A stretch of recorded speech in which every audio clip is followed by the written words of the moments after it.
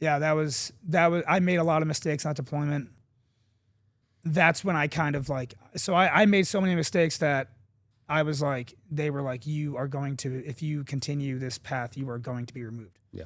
And at that point, it took a lot, Yeah. Of me just being like, Eric, stop. Ready? Mm-hmm. All right, dude. What's up? What's up, man? We just wrapped up a few classes out here. You stayed around for a couple extra days to help with headquarters as well as helping me move out of my house. So I appreciate you. Anytime, dude. Yeah. Well, I wanted to do a podcast about who Eric Dioro is, because I think after a few episodes of getting you and some of the teammates exposed to the industry, as well as seems like you're making a name for yourself in the Integral Hunter community, which is good, because I've gotten several messages of guys appreciating your ability to coach, and you even made a comment. I think it was like, I don't know, sometime late last week, was like, I'm not at a point where I can coach and be a competitor at the same time, which is interesting. I'd like to dive into that anyways. But yeah, no, I think it'd be a great opportunity to figure out who Eric J. Diora is. Yeah, baby. Here I am. Yeah. Well, let's just start all the way to the beginning, dude. All right.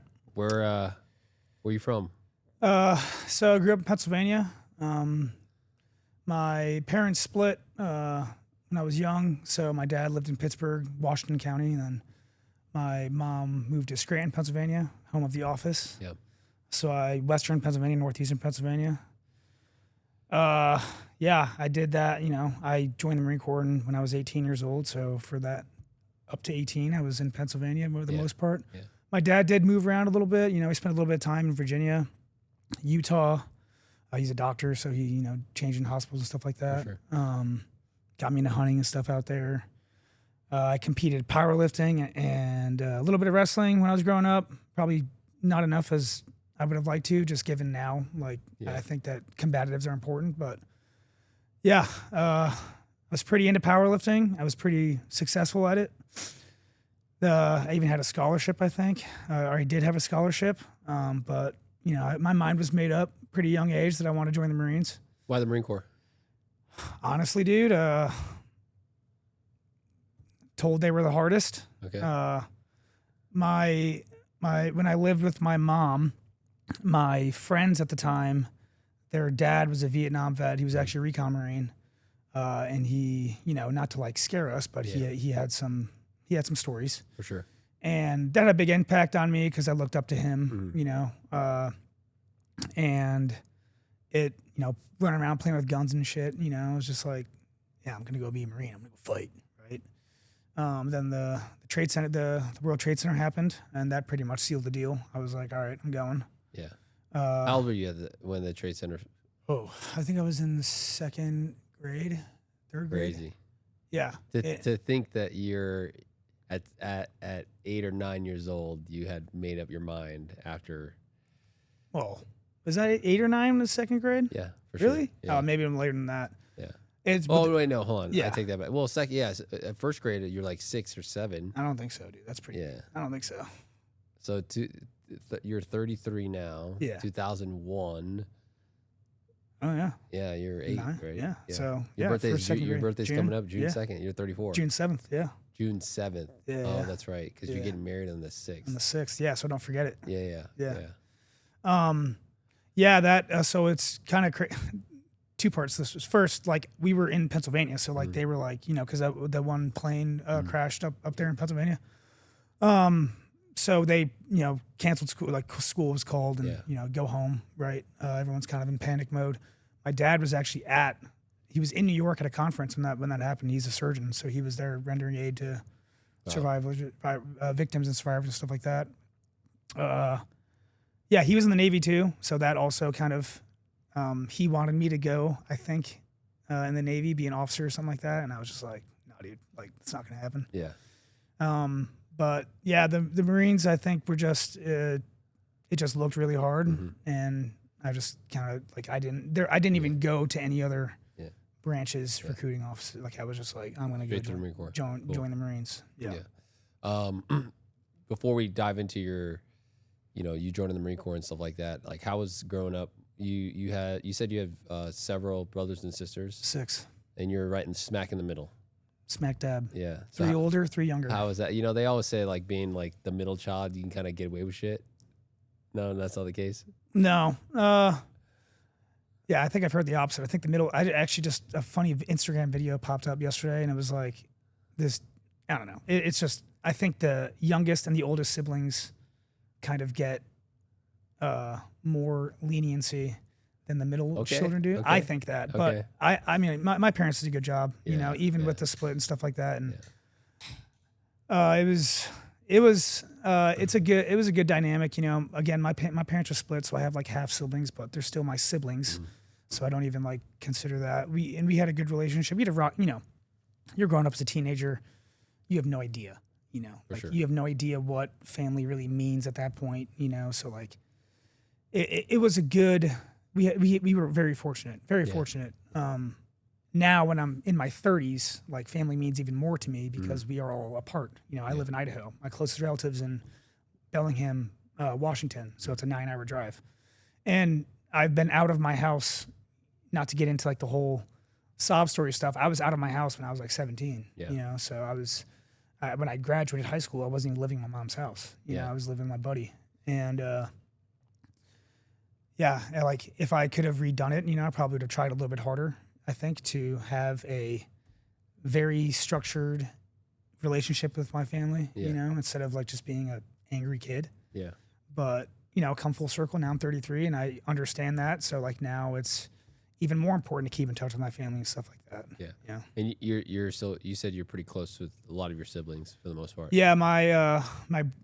I definitely even, I talk to them like every single day, I think I would say my youngest brother and I probably have the best relationship because he is, I don't know how, but he is just like me because we didn't spend that much time. I left for the Marine Corps and I was gone.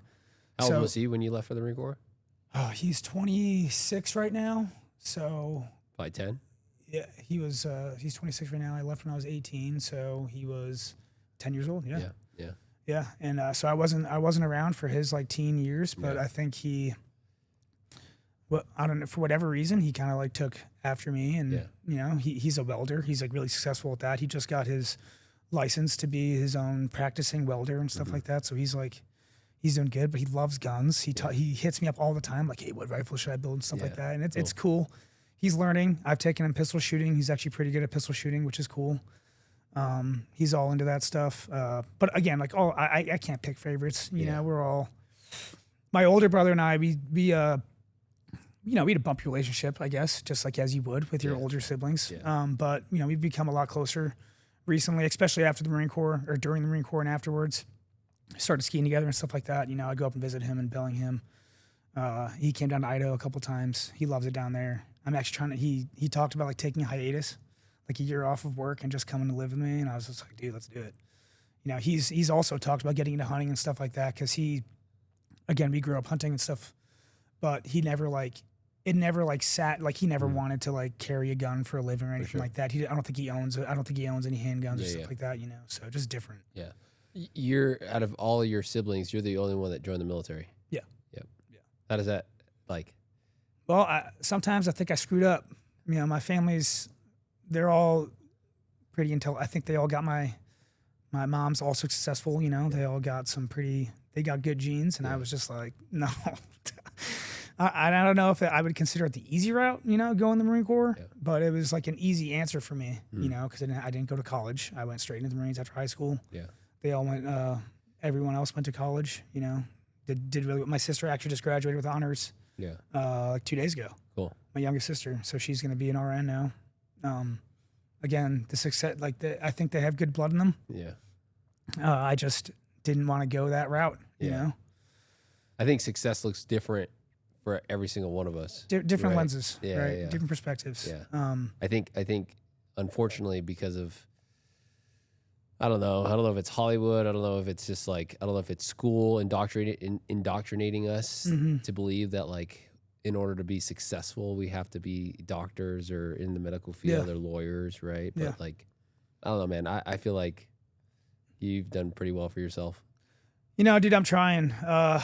It's my career, like, and I'm sure we would have gotten into this, but like, you know, every Marine that joins the infantry wants to go to combat, you know? Yeah. So for me, like that means that I didn't go, you know, we didn't get to do that. It was just timing, you know, like I tried pretty hard. But it's just like that. And that's kind of like, that hit my ego pretty hard, you know? 'Cause again, I work with salty mofos. You guys have all been there, done that. And I think, and the shittiest part about it was that on our last deployment, you know, we were in CENTCOM, so we were supposed to go, but we never went kinetic. And I firmly believe that if our platoon was able to go into, you know, a kinetic area of operations, we would have been incredible. Yeah. Because we had 12 school trained hogs. Yeah. You know, I think that was the most in the division at that point. Probably in the Marine, one of the most in the Marine Corps, I would say. Yeah. We were all of my pigs were really good, really successful. Yeah. So that and I was successful in our own way, I think, but just like that little piece that I missed out on kind of sits with me weird. Yeah. And I'm sure that drove me to my, you know, career after the Marine Corps, which was contracting, but you know, so. No, I'm sure we'll peel back those layers. Not to go off track. Yeah. So, because obviously we are snipers, we, you know, are now teaching people how to shoot. People want to know. I want to know, like, first bolt action rifle, right? That you had the opportunity to learn, you know, just any type of shooting from in your teenage years. I forget the model, but actually I do. It was a Tika 243. Nice. And that thing was I didn't know it at the time, but it was a tack driver. Yeah. You know, so I think you asked me the question in the car the other day, like, earlier. I think I got a deer when I was 15, but most of my hunting was groundhogs and varmints and stuff like that. Cool. Man, we were shooting 243, 220 Swift. 22 250s. And like those rounds were laser beams, which is really cool. Now get to just see them, like, you know, we've kind of, we still use those similar cartridges now. But yeah, it was, I think the first, I had a 22, right? But that was a semi-auto. My first bolt action rifle was a 243. And then we also had, my dad had me on a 30-06 when I was like 15. Yeah. Obviously hated it. Yeah. Yeah. I didn't shoot 308 until the Marine Corps. Yeah. So. Yeah. What is it that you could remember about maybe what your dad taught you or what you learned about marksmanship or fundamentals, right? If you know, like, obviously, because like there's some safety involved, right? It's like, you know, your dad getting you into it and whatever. It's like, hey, this is, you know, how to safely handle a firearm. But like, what if you could, you know, remember what you know, comparatively what you know now, right? Like, of like what you did back then. Well, we were using loophole gold rings, scopes, with duplex reticles in them. Yeah. So there was no mills to behold in windage. Yeah. Everything was Kentucky windage. Yeah. We zeroed our rifles at 100. I want to say we zeroed them at 100 yards. And I don't know. I don't remember even pushing past like 100 or 200 yards. Yeah. You know, I'm pretty sure that I shot a deer at like, it was like 80 yards. Yeah. You know, or something like that, because we're in Pennsylvania. Yeah. Yeah, like there wasn't much. I honestly can't remember like what principles he was teaching me, but I kind of just remember like, hey, hold right, you know, put the reticle, you know, aim right here, and then pull the trigger. Yeah. You know, like just whatever. And actually, my dad is a very successful hunter. Like you should see his house. It's pretty crazy. Cool. And you know, now I'm teaching him how to shoot properly. Interesting. But you know, therein lies the question, like, do you need, right? Like you just point the principle is point your reticle at the target Yeah. and pull the trigger without disturbing the sight. You Yeah. know, like, do you need all this stuff? Which I obviously agree. I think we do need it, right? But yeah, he never taught me how to square up behind a rifle. He never taught me the rifle shoulder connection stuff that I'm teaching now. Yeah. And the stuff that I'm teaching him now. Yeah. Yeah. You know, and I was teaching him wind calls, gun number, and stuff like that. Yeah. And obviously his mind's just blown. Yeah. But no, we didn't have any of that stuff, dude. I never learned any of that stuff when I was growing up. Yeah. Cool. So, you know, you decided you want to join the Marine Corps, right? Did you get into the DEP at 17?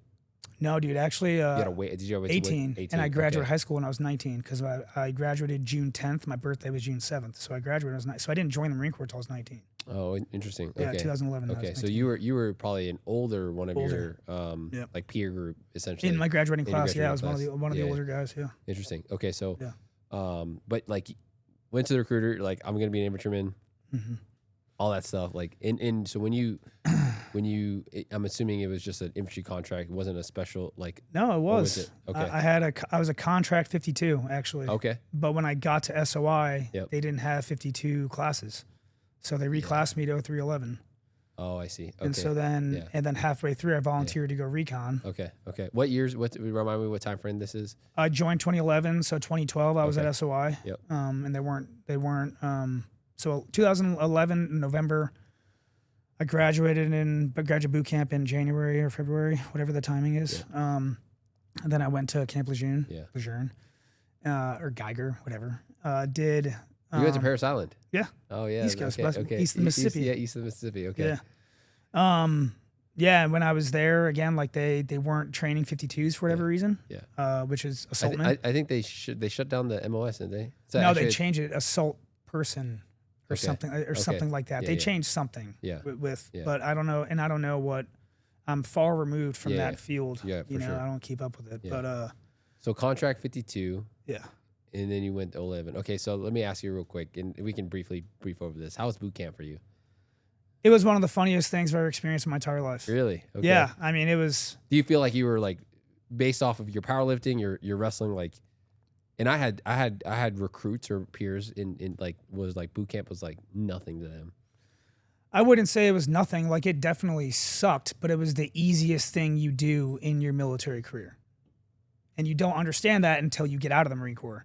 Or you look back on like what you've done, you know. But it was, to me, it was just like funny.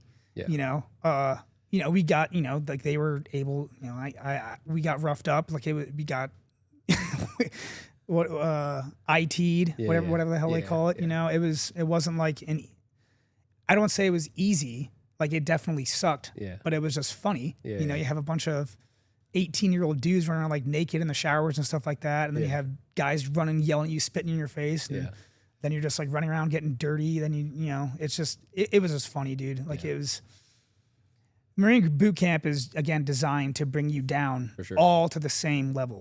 And I honestly, I think it does a good job of that, you know, because at the end of the day, it doesn't strip you of your identity, but it gives you like a new one, I guess, if that makes sense. That's a good way. Yeah. Because you're still you know.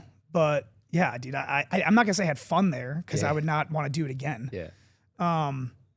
But 13 weeks of getting the shit beaten out of you, like it turns out that's the easiest thing.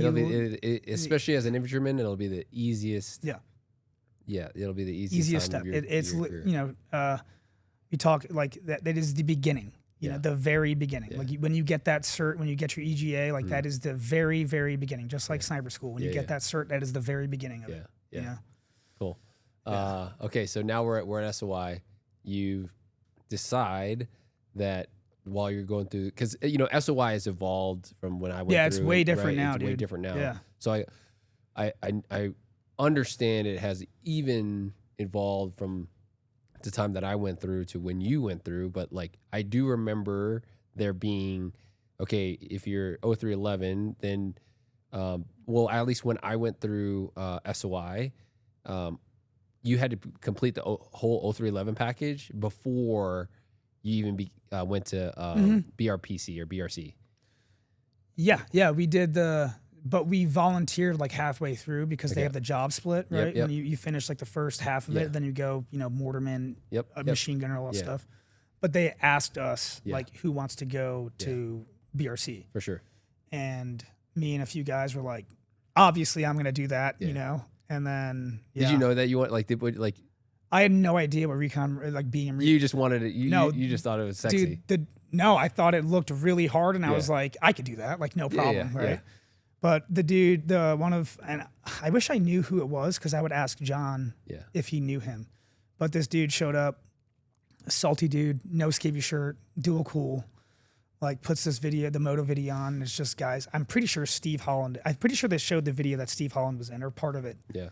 And it's just dudes getting thrashed in the pool, Yeah. and like the death hike and all that stuff. And we're just like, oh my god, they had a bunch of footage from like Iraq and Afghanistan. And it's like, oh yeah, and then after the split, I went to Camp Pendleton, checked into Mart. I was there for about a month, and then I blew my knee out. Wow.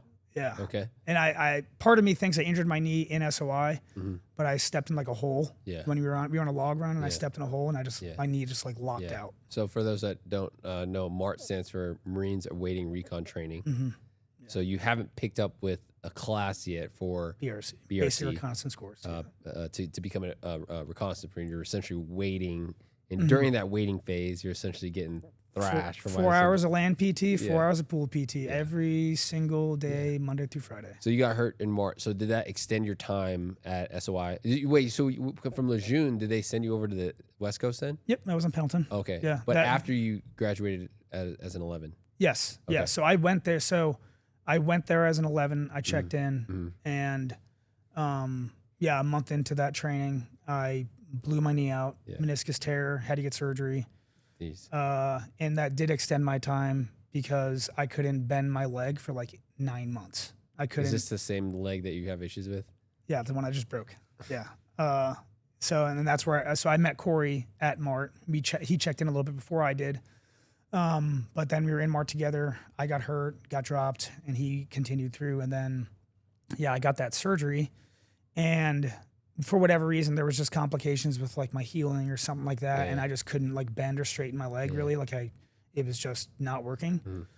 So I had to go through like a pretty long stint of physical therapy at SOI. Okay. That was like probably the most depressing time of my entire life, sure. honestly. Yeah. I don't know if you've ever been in SAC company or SAC. No, It's called Lima Company now. Yeah, I was fortunate enough to miss those long waiting periods, right, in between transitions of units and stuff like that. Because like from speaking with peers, and even today, like just hearing like Steve talk about with his son and his friends, right? Like They're just waiting. It's horrible. Yeah. Right. It's like dude, I didn't join the Marine Corps for this, right? Yeah. It was a dark time, dude. Yeah. It was a dark. Not to mention the fact that I was in pain all the time. But like mentally, it was extremely challenging. Yeah. Like you see a lot of guys like try to hurt themselves even more to get out of the Marine Corps. You see guys like getting into legal problems to get out of the Marine Corps. You see like refusal to train. A lot of that stuff. A lot of admin steps. But we stuck to it. I was just like, dude, like I don't think this is the end for me. So kind of just like kept pushing. And I always tell myself that like when it was like I would always tell myself when it would get hard, like I wanted this. Yeah, exactly. Right? I signed that. I signed the dotted line. Like this is exactly what I asked for. Exactly. Yeah.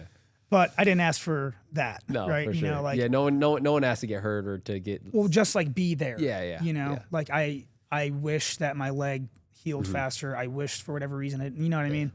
But it just I have bad luck sometimes. Yeah. So it just that's the way it shook out. But I was in SAC for a pretty long time. Very, very dark days. And then I missed like most of the war. Or all of the. And this is also 2011. No. This is 2013 at this point. Oh, this is now 2013. Yeah. Wow. Yeah. So wow. Okay. I left. I checked into 1.5 in 2013. Wow, you didn't even check into the fleet until 2 years after I graduated boot camp. Wow. Yeah. That is a long time. Well, I graduated boot camp in 2012 and then went through SOI. Okay. 2 months, 3 months, or whatever. Then I went to Mart. I was there for like a month, got hurt, and then I checked into 1.5 sometime in 2013. I forget. So you met John. John was one of the instructors for Mart. I met John at the bottom of a pool. So Okay. I got hurt, right? Yeah. Going through my rehab and stuff like that. And I was like, I want to go back Yeah, to BRC. Yeah. So again, like my leg is still like, I haven't been able to run. I just started going to the gym again. Able to like, kind of put weight on my leg, kind of squat, stuff like that. And I'm working the rehab, whatever. And then they were allowing guys that like were in our position, like, hey, if you want to go back to Martin, you can go to the pool PT, or you can go do the land PT if you're able to. Obviously, I wasn't going to do the running around because I'm still kind of messed up. But I went to the pool PT, and they were doing rescues that day, which for the viewers, it's a simulated rescue. As someone, you are going to rescue a victim from drowning, right? So you have an instructor, which happened to be John Bumpus, who was at the time like probably 220 pounds. He was a lot bigger than he is now. Yeah. And he's over there like flailing around in the water, whatever. In this scenario, you have to swim up to them and then turn around. So I did that. And as soon as I did that, dude, he put me in the nastiest rear naked choke I've ever been put in my entire life. And just down at the bottom of the pool. And I was probably like asleep within 4 seconds. And then I was pulled back up to the top of the pool, like the surface. And I was like, whoa. And he was just like, no, dude, you did not. That's not it. And I was like, I know. And at that point, I was like, I am not cut out. Like, I can't, maybe at a later time, but like, I will not be able to be successful in this course. It's not for me right now. Yeah. So I kind of take a hard look and be like, no, dude, like, and I needed to get out of SAC because it was not good for my mental health. So after that, got orders to 1-5. Then I checked in shortly thereafter. And 3 weeks, I think I was there for like 3 weeks, and they were running a sniper screening. So before I want to talk about your resilience here, because I feel like it's a very common theme with you, Eric. I mean, honestly, it's extraordinary just because, you and I know the same people in the sense of like the Marines that have gone through school, or just like Marines in general, right? Like, people that think that they're at the tip of the spear when they're really not, when push comes to shove. So what was going through your head during the time of like you in Mart, of like, you're like being, taking a step back from your goal of like, okay, hey, I'm potentially want to become a reconnaissance Marine, and then actually going to, potentially recon, right? Or actually now finishing the training, getting drowned by your now other teammate, right? Which was at one point also your cyber school instructor, right? Like, what was going through your head at, like what, 19, 20 years old? Like, is just like, is it some things that like you look at your childhood that prepared you for it, or just like, you're kind of just stubborn and resilient and persistent? Honestly, Corey, I met one of the instructors, Corey. He and I became best friends in Mart. When I was getting the stitches out of my leg from surgery, he had just broken his ankle at BRC. Oh, wow. Yeah. So, and he was like 6 days away from graduating when he exploded his ankle, and Steve carried him out of the field on his back. Wow. Yeah. So small world, right? Together, we were just like, dude, like, we're in this now. Actually, it's funny, like, we have been together since that point. And if I didn't have him and a couple other dudes that we were good buddies with, I still in contact with a couple of the guys, or one of the dudes, I guess. If I didn't have that support group, I don't know if I would have. I don't know what would have happened, to be honest. But Corey is a big part of that for sure. We definitely like kept pushing each other, like, hey, like, we're not that weak, like, keep going type stuff. I don't know if it was anything from my childhood, and I you say resiliency, I say stubbornness. Again, like, I had a goal of joining the Marine Corps, so like, I'm not going to. I've quit a lot of things in my life. That was not going to be one of them. Like, my goal was to go do that, like, follow through on something, right? So I think that's what propelled me to keep going in a positive direction and not detract. For sure. I just had to change course, Well, so you take this first kind of loss on the chin, and I don't want to say loss, but just like it was setback. It was, for sure. You joined 1-5 in San Mateo. Oh yeah, great baby. unit. Great unit. They got a lot of there's a lot of legacy, obviously, as we know there, especially during Iraq and Afghanistan. But 115, this is 2013. Yeah. And talk to me when you get to your unit I'm assuming as an infantryman, right? 311, you get assigned to a Alpha Bravo Charlie company, Helos. Yeah. Yep. Helo company. And then did they just come back from deployment? They just came back from Okinawa. Okay. Actually, I think they might have been on terminal, or no, not terminal, post-deployment leave. Okay. When I checked in, I forget again the time frame. Yeah. But I checked in. It's actually funny. I checked into 1-5 and show up to the barracks. Do you know Joe Frigali? I don't know if you know. He was a 1-5. He was a pig in 1-5. Okay. He had just injured his knee, and he was on the catwalk with binos, just like looking at all of the new guys showing up. And I walk up, I get up the stairs, and I was like, "What are you guys doing?" Just observing. It's like, "Who are you guys?" I'm like, "Oh, we're in the sniper platoon." I was like, "What is that?" And they were like, "You don't know what that is?" I'm like, "No." I'm like, "Whatever." And fast forward, they put the flyers up. Yep. Running a screener. Yeah. And I was like, I want to do that. Yeah. And actually, so let's rewind a little bit. What propelled me to do that, and please don't take this the wrong way. So again, I hadn't been running. I hadn't been doing a lot of PT on the ground like that. I've only been pretty much going to the gym. Yeah. But when I checked into 1-5 and we started getting into our pre-deployment or our workup, right, or just training. Yeah. I was just blowing everyone out of the water in terms of PT. Yeah. Just blowing even my fire team leader. Yeah. I was just That's pretty amazing. Destroying everyone. Yeah. And it was just like, what is this? Yeah. What are you guys doing? Yeah. And I'd been out of I graduated SOI 9 months prior to that. And so I don't even remember the tactics and stuff we were doing. Yeah. But even then, I was pretty good at shooting, and I was pretty good at understanding tactics and stuff like that. Yeah. And then the PT thing was really what kind of told me this maybe isn't the answer. Yeah. I needed something a little bit more.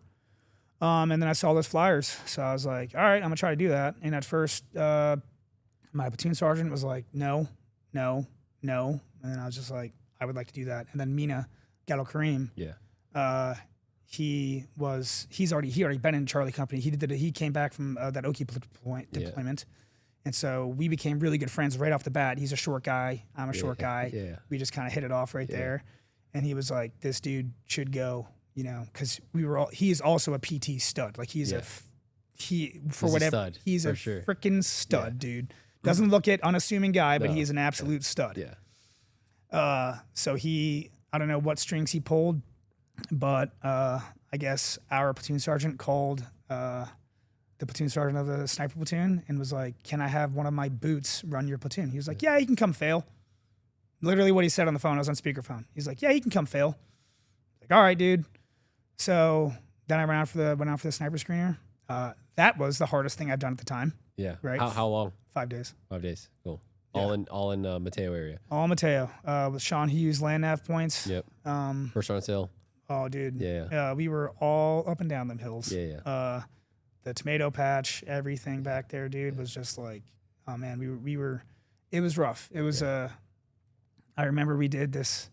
Did you at one point during the screener? Did you ever think about quitting? Yeah. Oh, every time.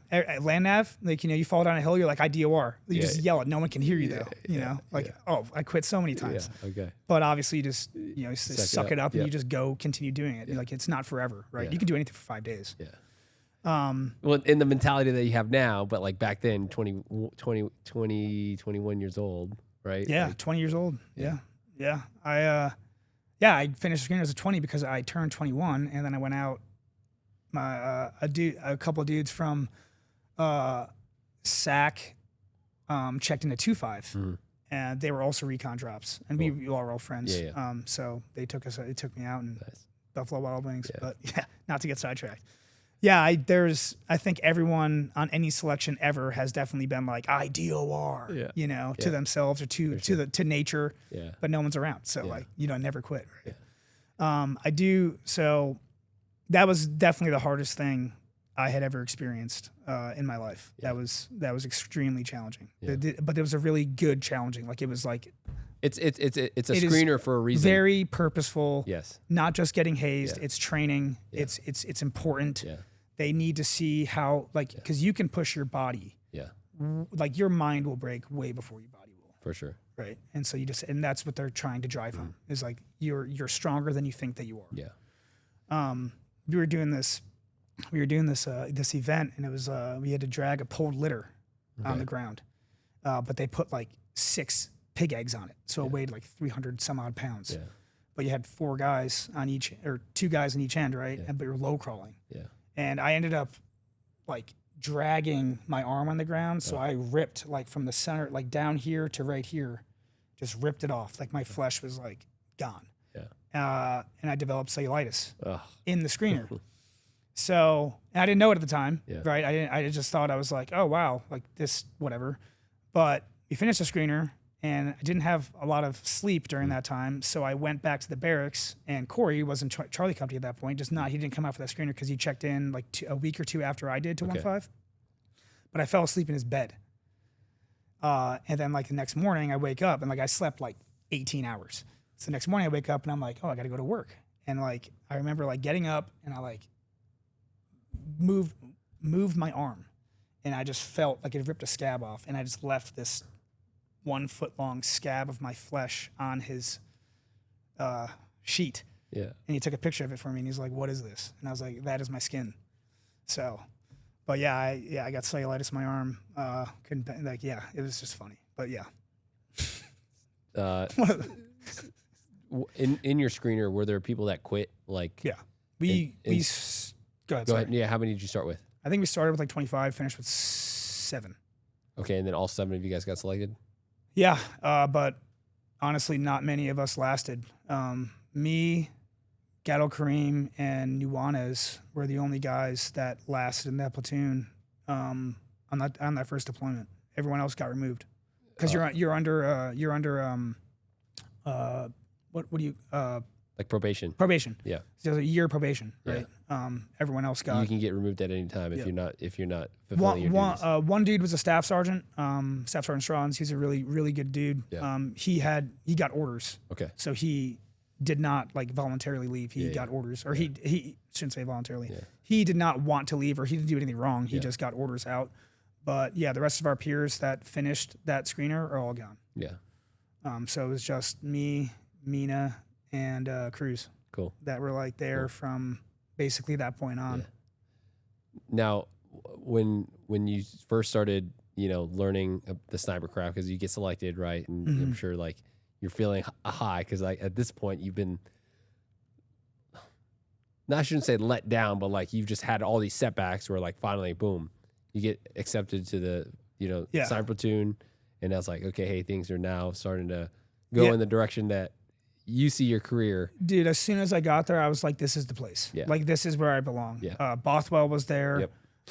Bristol was there. Walker, Collins, Foxy, really heavy hitters. Yeah. 1-5. They had a really good deployment. Sean had just left. To go to the squads. Yeah.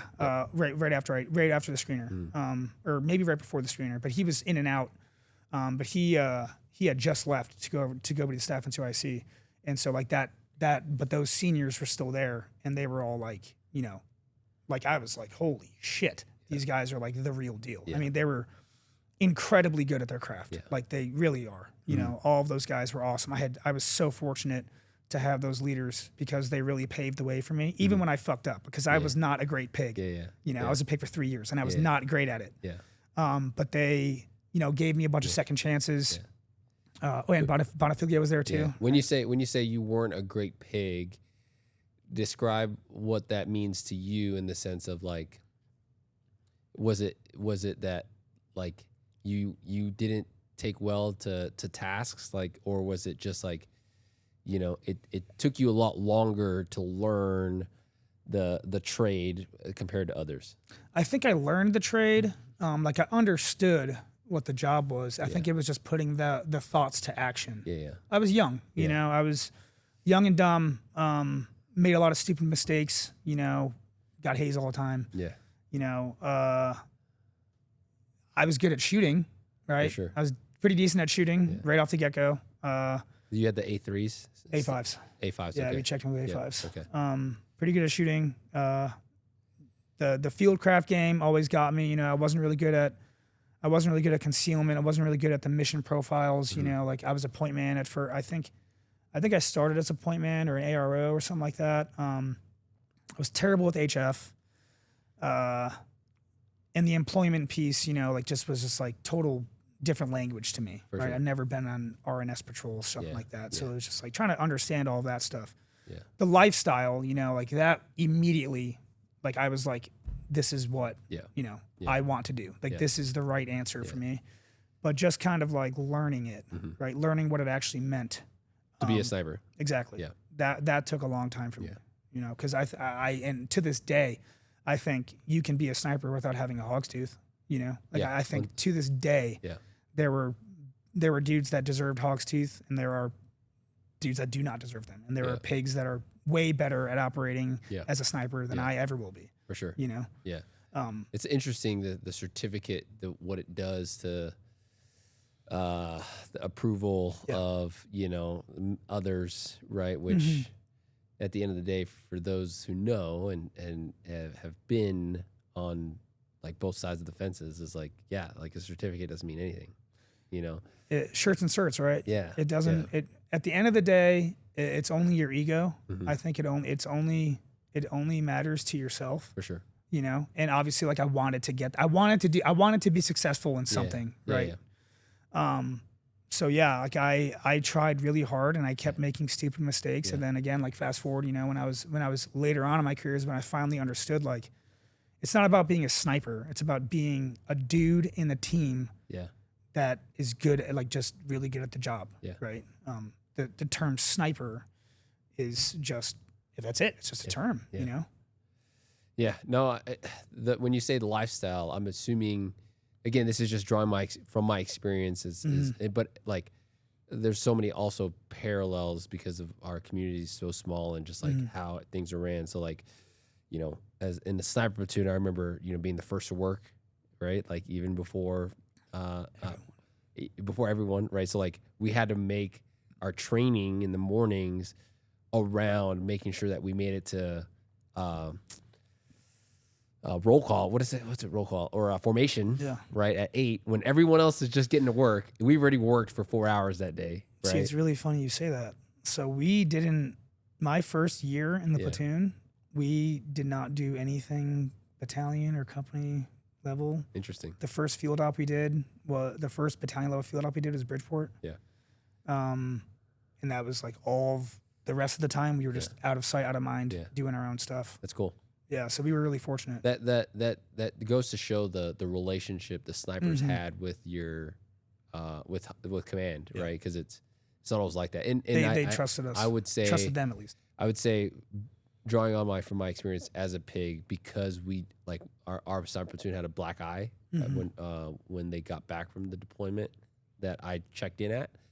We were extremely micromanaged, Under right? microscope, you know, we didn't have the left and right lateral limits that I eventually was able to when I finally became a chief scout. So it makes sense, especially with the lineup of snipers that you had talked about as your seniors, of like, hey, like, yes, the snipers can do whatever the F they want because they've earned it, right? And they showed through in combat that like what they're doing is working, right? So yeah, there was a lot of faith and confidence in our platoon, in our leadership. You know, we had really good leaders, like in the platoon level. Really good training. We were not free reign, obviously, but we trained really hard. And I think the company and the battalion knew that, and they just kind of were just like, go do your thing. And then when we needed to, when you needed to go to like Bridgeport or 29 Palms, stuff like that, they were just like, let's go. But yeah, for the rest of like most of the time in garrison, we were just like left alone. At least for the first couple years. It got shittier later on in my career, and that was because of poor leadership. But for the first couple years, we were just like training our asses off.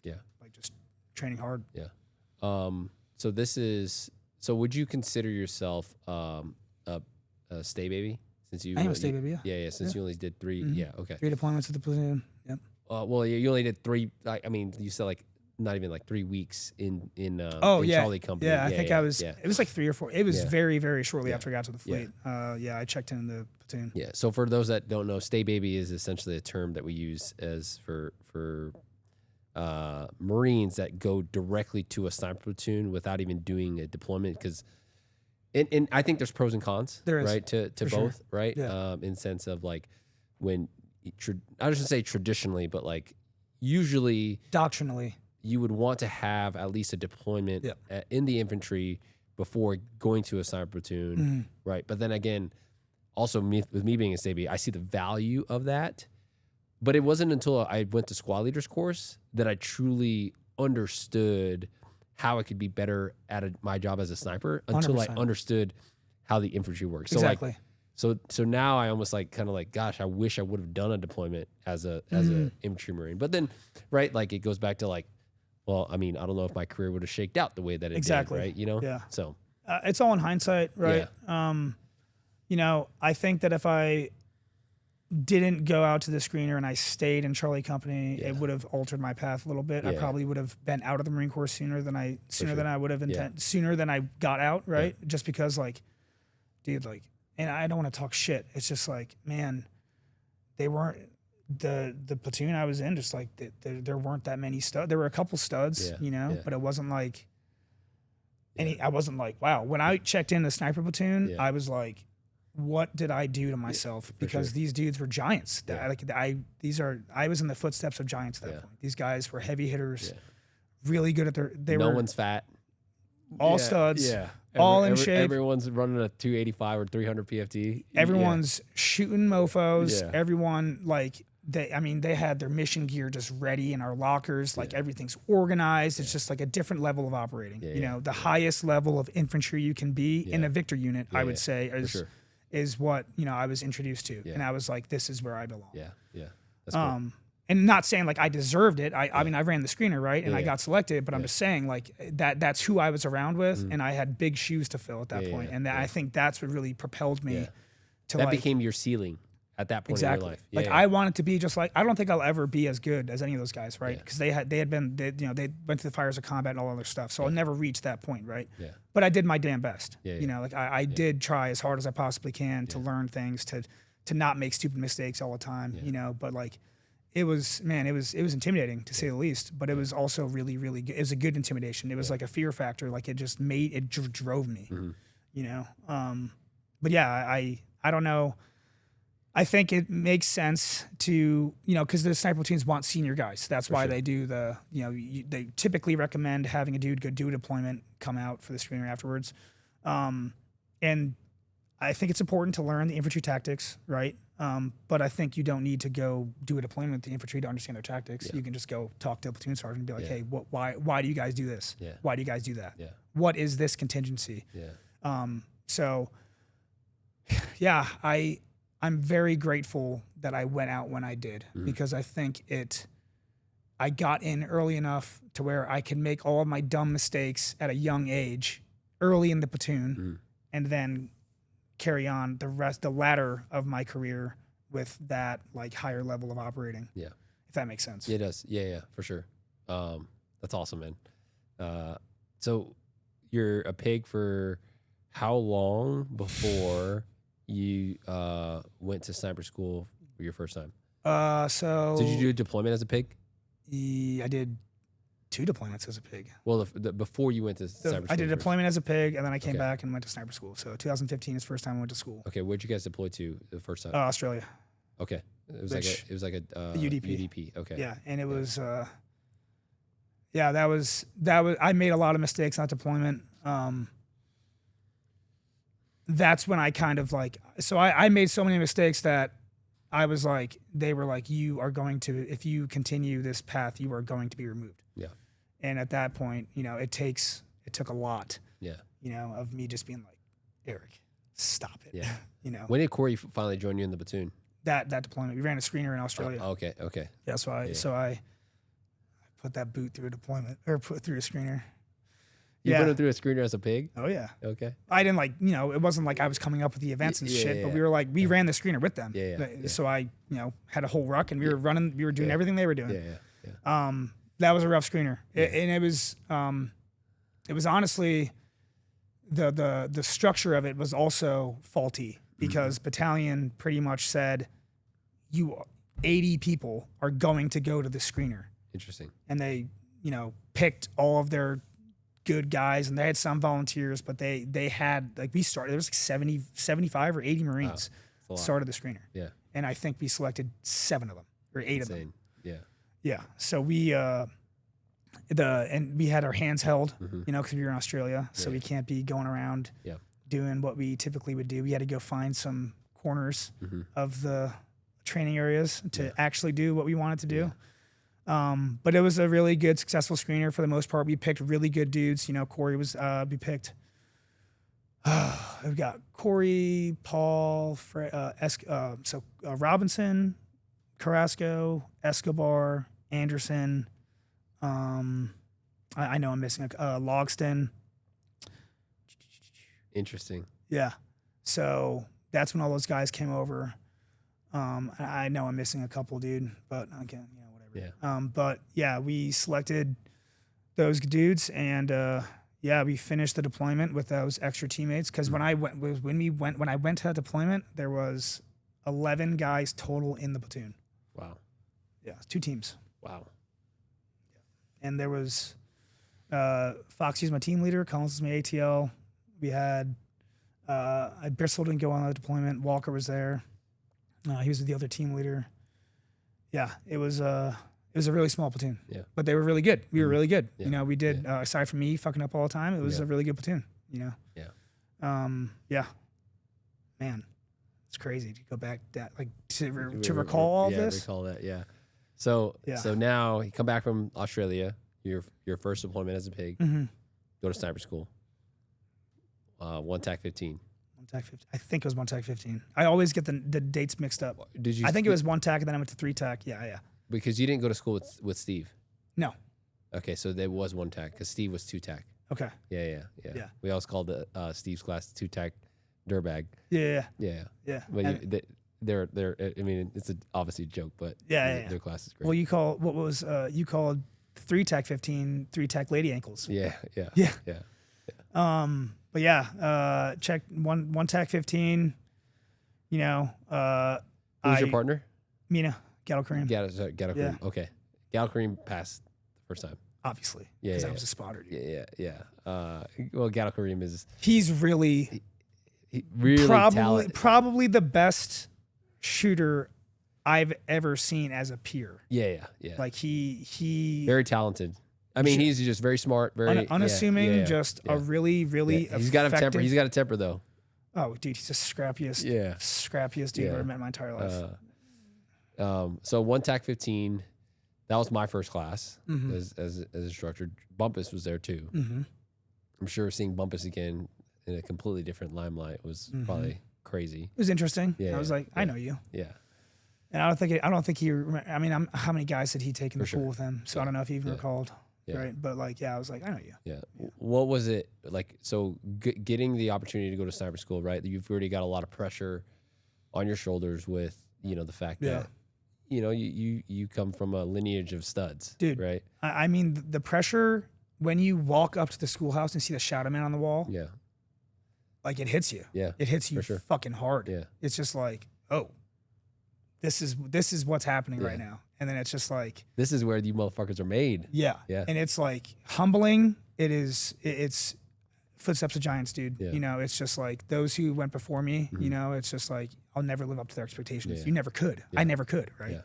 So it was just like total, I don't want to say culture shock because I've been in the platoon for a while, but it is, because you're going into where you earn it, right? Where you show that you understand and you earn your keep in those walls. Yeah. So it was very heavy. Yeah. What's interesting, I always ask this question to the guys, right? Of I mean, when you peel back the layer of the intention of sniper school, right? The 11, 12 weeks, however many weeks it is, I always forget, but 12 weeks. In theory, you should show up without not knowing anything. It's a validation. Right. But for stay guys, right, it is a validation because, especially in your case, because you did a whole deployment as a pig before going to cyber school. And pre-sniper. I could, and pre-sniper. And I could see, right, if you would have just joined the platoon and then like you get immediately sent, sure, right? Like you're a new guy, you're pig, whatever. But seeing as you did a traditional, when I want to say traditional, I say it because it's my experience of like, I did a full deployment as a pig before going to cyber school, and my seniors taught me everything that they knew, right? And what, like when you're watching the PowerPoint slides, you're like, I've already sat through this, I've already done all my tests, right? So it's like, it's one of those things that's like, I don't want to say it's a check in the box, right? But like you said, it's a validation. How well did my hogs train me to be successful at this course? Well, the other thing was that 1.5 and Scout Sniper Basic course have a long history. They do. A lot of the instructors were 1.5. Yeah. Sean was 1.5. Yeah. Our instructor group message chat is 5th Marines and Friends. Yeah. Because it was all 5th Marines. Yeah. I think Bothwell was he there one tech? I forget. No, he wasn't. Bothwell didn't show up. I don't think until he was there my second time. Yeah. Yeah, and I was trained really effectively. Yeah. Like I was trained well, and yeah, like just exactly like you're saying, like the weight of that, like the weight of my seniors training me and giving me all of their time to go fail. Yeah. You know, like I was like, I cannot fail. It's heavy. Yeah. And also I think 1.5 had a 100% pass rate. Every guy they sent to school finished. Yeah. So I was like, yeah. But I never thought about that. I never thought about those things while I was at school. Yeah. I never thought about like the 100% pass rate and all of this stuff. Obviously I thought about like, oh my God, this guy's from 1.5. Like I better not show my ass. Yeah. But then I failed, Yeah. you know, shot 327s, baby, on the KD. On KD 40. Yeah. So you need a 28 out of 35 hits to pass KD, and I shot 27. You know what's interesting is you know, I look back at, because I was the marksmanship, me and Curry were marksmanship instructors, right? And so I for me, like I can't help to look at like what I could have done better as an instructor at that point in time, right? In knowing what I know now about how I didn't know anything, right? I thought I did. I knew how to teach. I knew what I was teaching because, you know, I had been a sniper at that point for so long. But the depth of what we're teaching now is nowhere near what I taught you. Not even close, dude. In 1 TAC 15, right? I say that. No, I agree because like the fundamentals of trigger control, the regurgitation that we talk about, right? Yeah. Natural point of aim, bone support, muscle relaxation, all those said to be true, right? But if you're looking at like what we're able to do now in 8 hours of training compared to, you know, we had you for maybe a week before taking you had 3 weeks to prac app, right? But you had a full week of just classes and dry fire during land nav, right? To do before we went to 117 Alpha to do your first KD, right? And so you think about what we do now at the Cadre in 8 hours with someone that sometimes hasn't even touched a gun, and what they're able to do by the end of the day, right? In how we break things down, like not even close to what I did and how I taught 11 years ago. You say depth though, I think it's just different, right? Because sniper school it is a shooting course, but we always say shooting is 10% of the job to being a sniper, right? So I think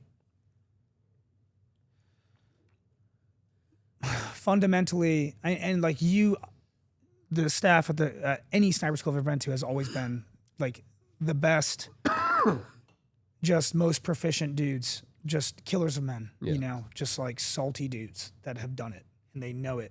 And now they're giving us all of their stuff, like all of the information they've gathered, all of their experiences. And they're just, this is what you do. Right.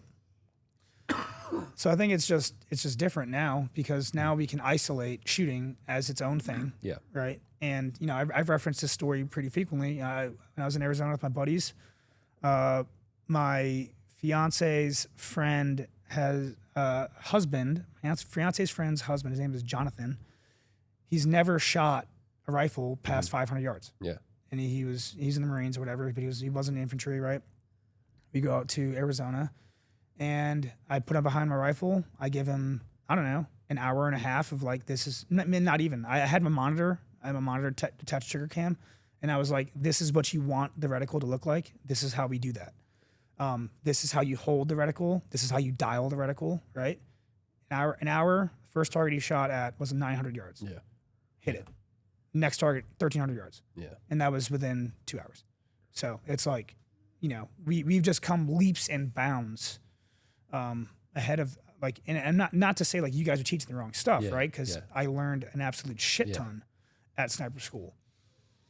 It's just, I think it's just a different way of applying it. For sure. You know, you don't have that pressure. We don't have the schoolhouse. Yeah. You know, pressure anymore. There was pressure, right? Of walking to the schoolhouse. Yeah, as day, an instructor. Making and as a student, right? But like you guys were also pressured. Like these guys have to pass this course. Yes. You need to reach these numbers. Yeah. Right. Yeah, and the thing is like, you know, when you look at the history of the attrition rate of sniper school, right?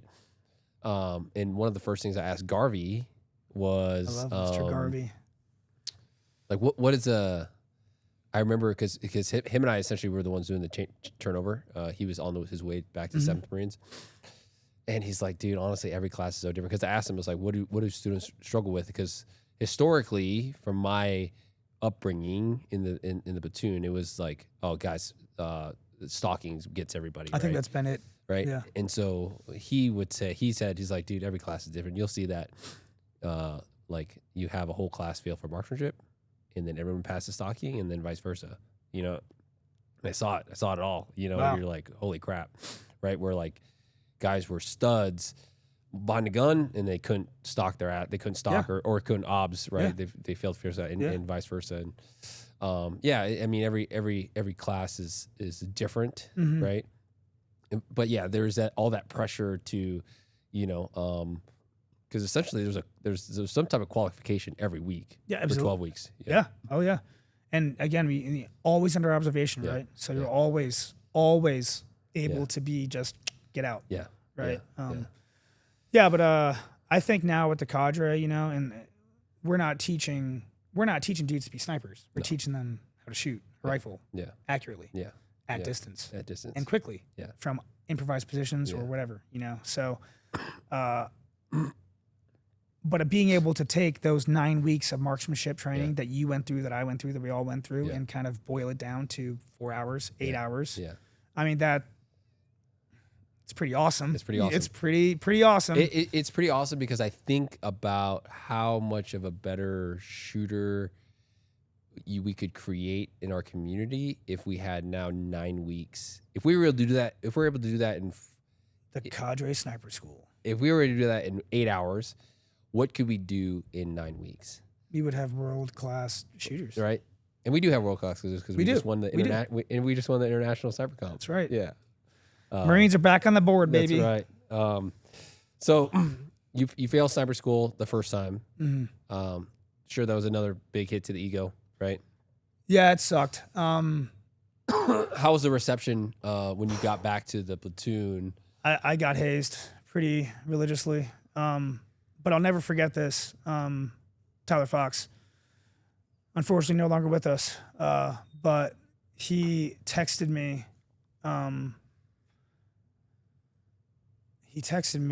And he when I checked into school, and he's like, with your shielder on it. And then I failed. That fucking sucked. Yeah. That hit me hard. Yeah. I really looked up to that. I really, really looked up. He's my first team leader. He's really good dude. But yeah, that oh man, that fucking got me. Like if I wanted to like, hey, I did this, like if I wanted anyone to be proud of me, it would have been him. Yeah. You know, and then I failed.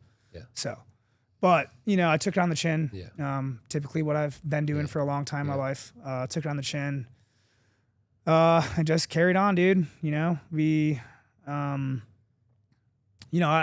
think I got dropped 4 weeks in, something like that. Yeah. So we still had, 8 weeks to graduate. Plenty Of time to go back to the range, do all our stuff, continue our workup, go on deployment. But it definitely didn't sit well with me at all. I still feel like a failure, obviously, because I failed sniper school. Yeah. You never get rid of that.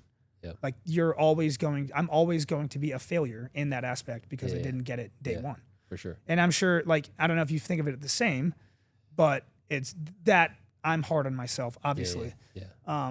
But that also drove me, that drove me to be better. I think when I failed sniper school, like I became I finally grew and I'm like, A, it's not about being a sniper, but B, like, you need to be better. Yeah. You have to be. You don't have a choice, Yeah. right? You have to be better. So I put out, tried a lot hard. I'm not saying I wasn't trying hard, but I was like, okay, now I need to do these things, right?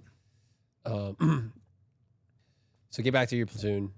You go through the whole like being a pig again, right? And I know how that kind of goat rope is of like, right here, you're in this like weird of like I've been to sniper school. You're gonna know it's back, but you're still a pig, and like still get looked down on from your seniors that are hogs, right? And then your peers come back, they're snipers. You're still a pig, right? And it's like, dude, it's like salt in an open wound, right? Yeah. Luckily, Mina, never really. He never saw me different, and he probably took me failing harder than I did. Honestly. Yeah. Aside from, what I was talked about, but like he was really upset because he's my spotter. Yeah. And I was like, dude, it's not your fault. Yeah, Like, I'm pulling the trigger, bro. Like, it's definitely not your fault. That's my bullet, not yours. Right. But when he graduated, I went to graduation and I was like, hell yeah, dude. Like, that's it, I would always say though, I wish I would have, I started keeping track of data at sniper school in terms of like accounting for every shot. And I remember, having this whole spreadsheet. Anyways, I probably had it for the by the time that you went through the second time and even the third time. I know I was collecting that data. But I would always say that for the 308, from 300 to 600, you don't technically need a spotter. That is 100% shooter. Right, like if you're missing a full 20 by 40, right? Yeah. At 3, 5, and 6 with an A5. With an A5, again, like you could have the best spotter in the world, and if you're still pulling shots, that's definitely on the shooter, right? But once you get to 700, you start doing the bobbers and the stop and goes, right? Wins at 117 alpha definitely start getting a little tricky. That's where having a good spotter definitely helps. So like. Again, I'd be curious to see what your scores were, at the 3, 5, and 6. If it was just like barely on the cusp of like, because technically, if you look at you could drop one shot per yard line. Per yard line. Yeah. I think I failed, and I could be incorrect. I'm pretty sure I failed at the 1,000 at least twice. It's like I had to hit like 4 shots at 1,000, but I hit 3 or whatever. I think that happened. Again, like I was decent at shooting, sometimes I think, and even to this day, sometimes I think you can send a round down, right? You can make the perfect win call. Yeah. Somewhere, somebody is just like, no. Yeah. And it's just gone. Right. Okay. So you come back with 3 TAC 15, right? You get through first phase. Who's your partner this time? Raymond. Okay, Nick Raymond. You guys are complete opposites. He's 6'4". I'm 5'6". Go through first phase, pass that. Yeah, I actually crushed it. I was high shooter. Yeah. If I graduated. I was high shooter. Second phase, get through UKD. Crushed it. High shooter. And high stalker. Yeah. But on the last day of UKD, it was my bright idea to do a little, competition. I think I was just like drawing on, my experiences of like urban, right? And just be like, if this was 3 TAC 15, I probably just came back from international, right, with Curry. And so drawing some inspiration from recent events, I was like, I think the pigs will like this, right? As we did for sure. As our last day. So had you and some of the guys run up one step up the tower, come back down and shoot some. I can't remember the full course. It was a troop line. Off cinder blocks. But you had your full ruck, and you were. I remember you shooting against Van Newland. A big fucking dude. Yeah, and you just jumped too early. I tried to skip the bottom 3 steps, I think. Yeah. Because he's a big dude. Yeah. And he's pretty athletic. Yeah. And I was like, nah, dude. Yeah. So I'm going to. And I was like, at that point I was pretty cocky. Because, again, I failed school. Then I went and trained hard. We had a good workup, going through a lot of shooting packages. I think we had just came. Did I go on deployment before that? No, I did not. Just a lot of time behind the rifle, stuff like that. And so I'm like, no, I'm winning.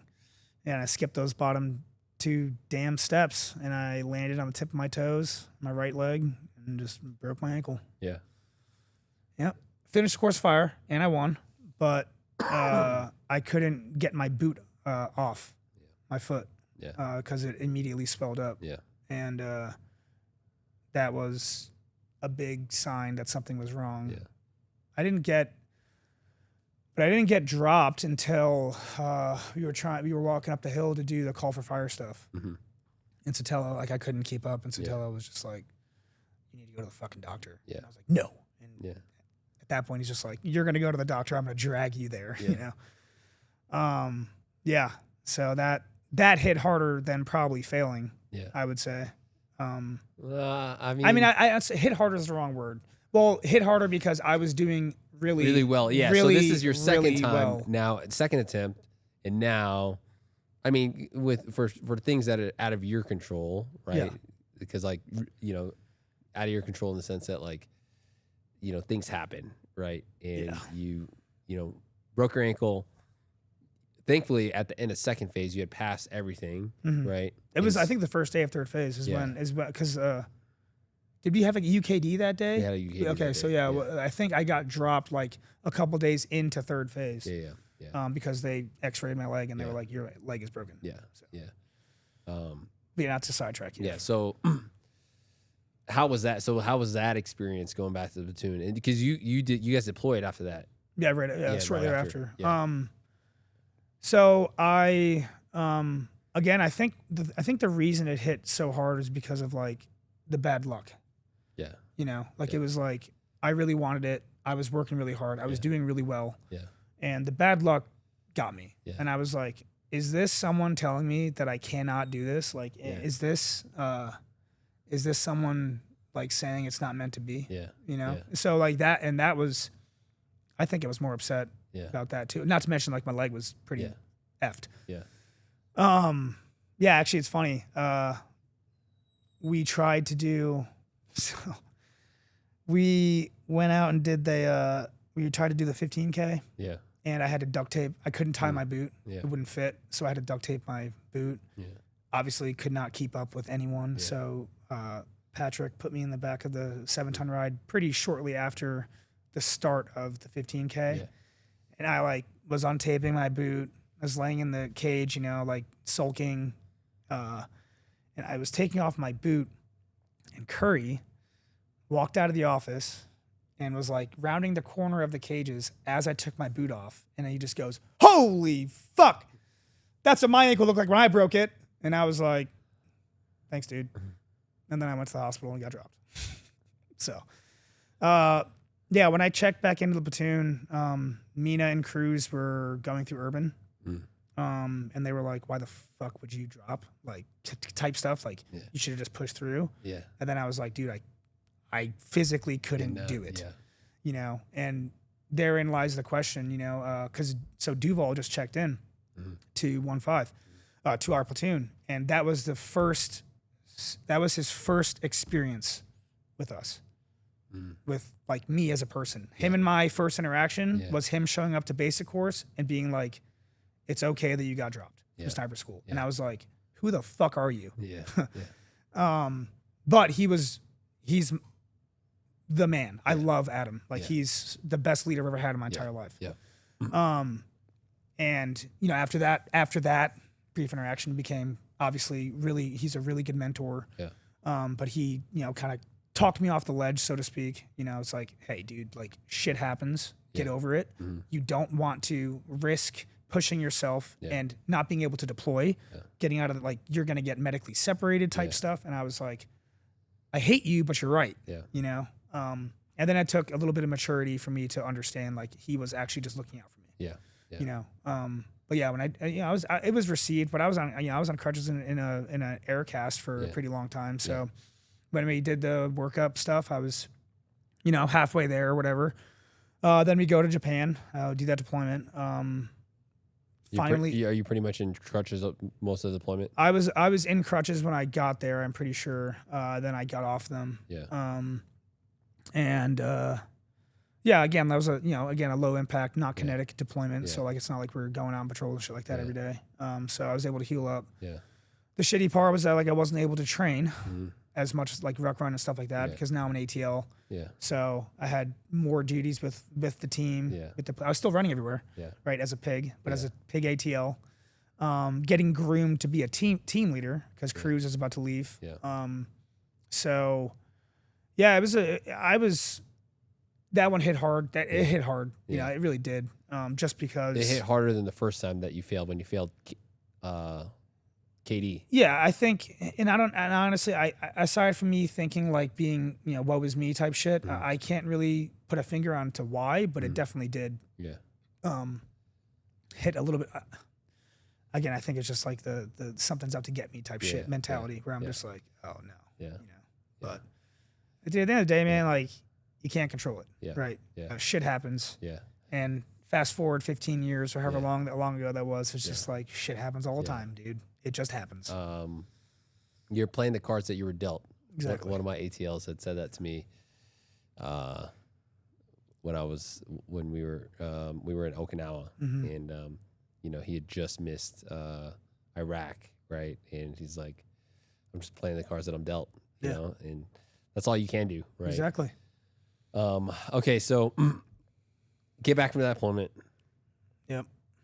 At this point, you've got to be at 4 years of your contract. Did you re-enlist or extend? How did that work? I had extended to go to sniper school the second time, okay. And then I re-enlisted for 2 years to go back to sniper school and on deployment. Okay, so this is where I like my admiration for you comes in, because again, it's one thing to fail sniper school one time and to get a second chance to go back, but then now you're like saying like, you know, hey, I really like, I want this, I need this, right? And you know, like it goes back to like the it's not that being a sniper is you know, for you, like the certificate didn't mean shit to you, right? But I think it was mainly for you proving to yourself that you were capable of accomplishing this thing. Yeah, and part of it was the amount of time I put into, because I was a pig for 3 years at this point. And the time, you know, I was like, I want this more than I've wanted anything in my entire life. Yeah, yeah. Because I've worked extremely hard for it. Yeah. And I want to be a part of this community. Yeah. Again, because I was very fortunate. You know, the community means a lot to me. Yeah. And I've always, like, since I became a pig, like day one, I'm like, this is where I belong, right? So, and again, like, just like you said, like, I wouldn't say the cert doesn't mean shit to me, but it at least means that I have earned my keep. Yeah. And that was really important to me. So getting my hog's tooth was really important to me. It was a goal that I've set out for 3 years prior, you know? Yeah.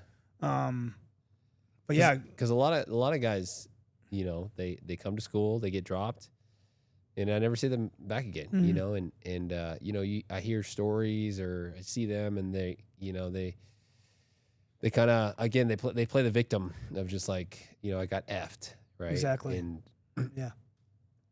And I could see that being the case, you know, 50% of the time, but maybe the other 50%, like, if you wanted it that bad, like if you wanted it as bad as I did or as you did, right? Like I was in the same boat. I re-enlisted to get my second attempt to go to school. You know, you got to pay for it, man. Yeah. You know, some way or somehow or some way, you got to pay to play, man. Yeah. That rhyme did not intend that, but you owe something to be given that opportunity. For sure. Right? And I was, again, I'm chasing a war. I was trying to go to war. Yeah. So whatever time they needed, I would have given. Yeah. I didn't realize for 4 years because I had plans to go to MARSOC afterwards. Okay. But so I wanted to be able to renew my contract when I got back with the 5 year to go to ANS and all that stuff. Just timing wise, kind of planned it out. But yeah, I was able to check back into third phase, which I don't know if there's ever been a third phase pickup before or after me. I don't know. I don't know of any other ones. Yeah. And that just speaks volumes to the instructor staff at Scout Sniper Basic Course, giving that opportunity. And obviously it was Patrick Trujillo. Yeah. He's the only reason, not the only reason, but he is a big reason that I wear my tooth or that I have my tooth is because he saw something in me. Yeah. And I don't know if he saw that I was willing to frickin' die for this frickin' thing. Yeah. But he granted me the opportunity to go back and finally finish those last 4 weeks or 5 weeks of training. Yeah. I don't think I did a great job, but I was just, it took me 2 times to do the fucking SS pat. Yeah. Because you said that you were like, it was a worse shape that you had been in. I was not in good shape. Yeah. I did I think 4 or 5 ruck runs prior to going to that. But the good thing is that I was, again, becoming a team leader. Yeah. So I was carrying more weight. Mm-hmm. I was running team at this point. Yeah. We were doing a lot of good training. I was coming up with the training, or we were developing training and stuff like that. So I was really good at mission planning. Obviously I was weaker in ruck running and endurance, right? Because guys 10 weeks into or 9 weeks into sniper school, when they start third phase, they have been rucking every single day, running around every single day. So they're in the best shape of their lives. Meanwhile, I'm getting fat and just drinking beer in Okinawa. Yeah. And then I, do a couple of rucks and I show up. It was funny because I do the SS pat. I think I was behind time by, it was only a few minutes, but I missed the cutoff, and Sotelo was at the finish line. He's like, "Did you even train for this?" And I was like, "Yeah, but clearly not enough, but he's such a good dude, man. Yeah. So he just, gave me another shot again. Yeah. And there you go. It's interesting how sniper school conditions you for those last 4 weeks. Oh, dude. Right? Of the constant range runs, even though they suck, right? But you appreciate it. Yeah, you 100%. Because then you leave that and then you go start a workup or whatever, and you're just you're really in shape. You're just in the best shape ever. Yeah. You're an ultra marathon athlete. Yeah. You're carrying more weight over distance than probably anyone in the world. Yeah. Maybe not anyone in the world, but you're in really good shape. Yeah. Yeah. So it was, and again, I think I told you this in the truck. I don't think I did very well at my last 4 weeks. Again, those dudes have been there for a while. They'd all been working together. I was just a new guy showing up, basically. Yeah. Maybe I just had to survive. I just had to survive, and that was literally it. And I obviously I want to be a team player. Yeah. But I just don't think. But you just know that deep down you didn't have what you normally would have had if you would have. Yeah. Actually stayed the course the first or second time. Yeah. Right. Yeah. Absolutely. Yeah. But it worked out, finished, you graduated. What class? I think it was 2 TAC 16. 2 TAC 16. Yeah. Okay. I think that makes sense. Because at 1 TAC 15, 3 TAC. So I went to every TAC. So 1, 2, 3. So 1 TAC 15, 3 TAC 15, 2 TAC 16 is when I. 2 TAC. So did you graduate with the A6s? Yeah. No, A5s. No. It was the A5 still. Yeah. Okay. We didn't get the A6s until we. I didn't even shoot. No, you didn't shoot. Yeah. Okay. Yeah. Okay. Interesting. So we didn't. I didn't shoot my first A6 till I went to Mountain Sniper. Okay. Yeah. Okay. So graduate. You've done 2 deployments now as a pig. You're finally a sniper. Yeah. Right. How's the rest of that career and the follow-on schools? How was the rest of you navigating the Marine Corps now that you've achieved your goal? Mm-hmm. Right. Because it's not just I'm just relating this back to my experience of first it was just all I cared about was being a sniper. I became a sniper, and I feel like there was always that next That's where I was. Right. Exactly. That's Yeah. exactly it.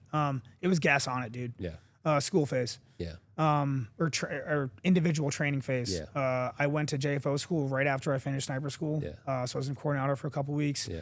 Came back from that. Went to urban. Came back from that. I think we did the McCree right after sniper school. So another field op. Then I went to urban.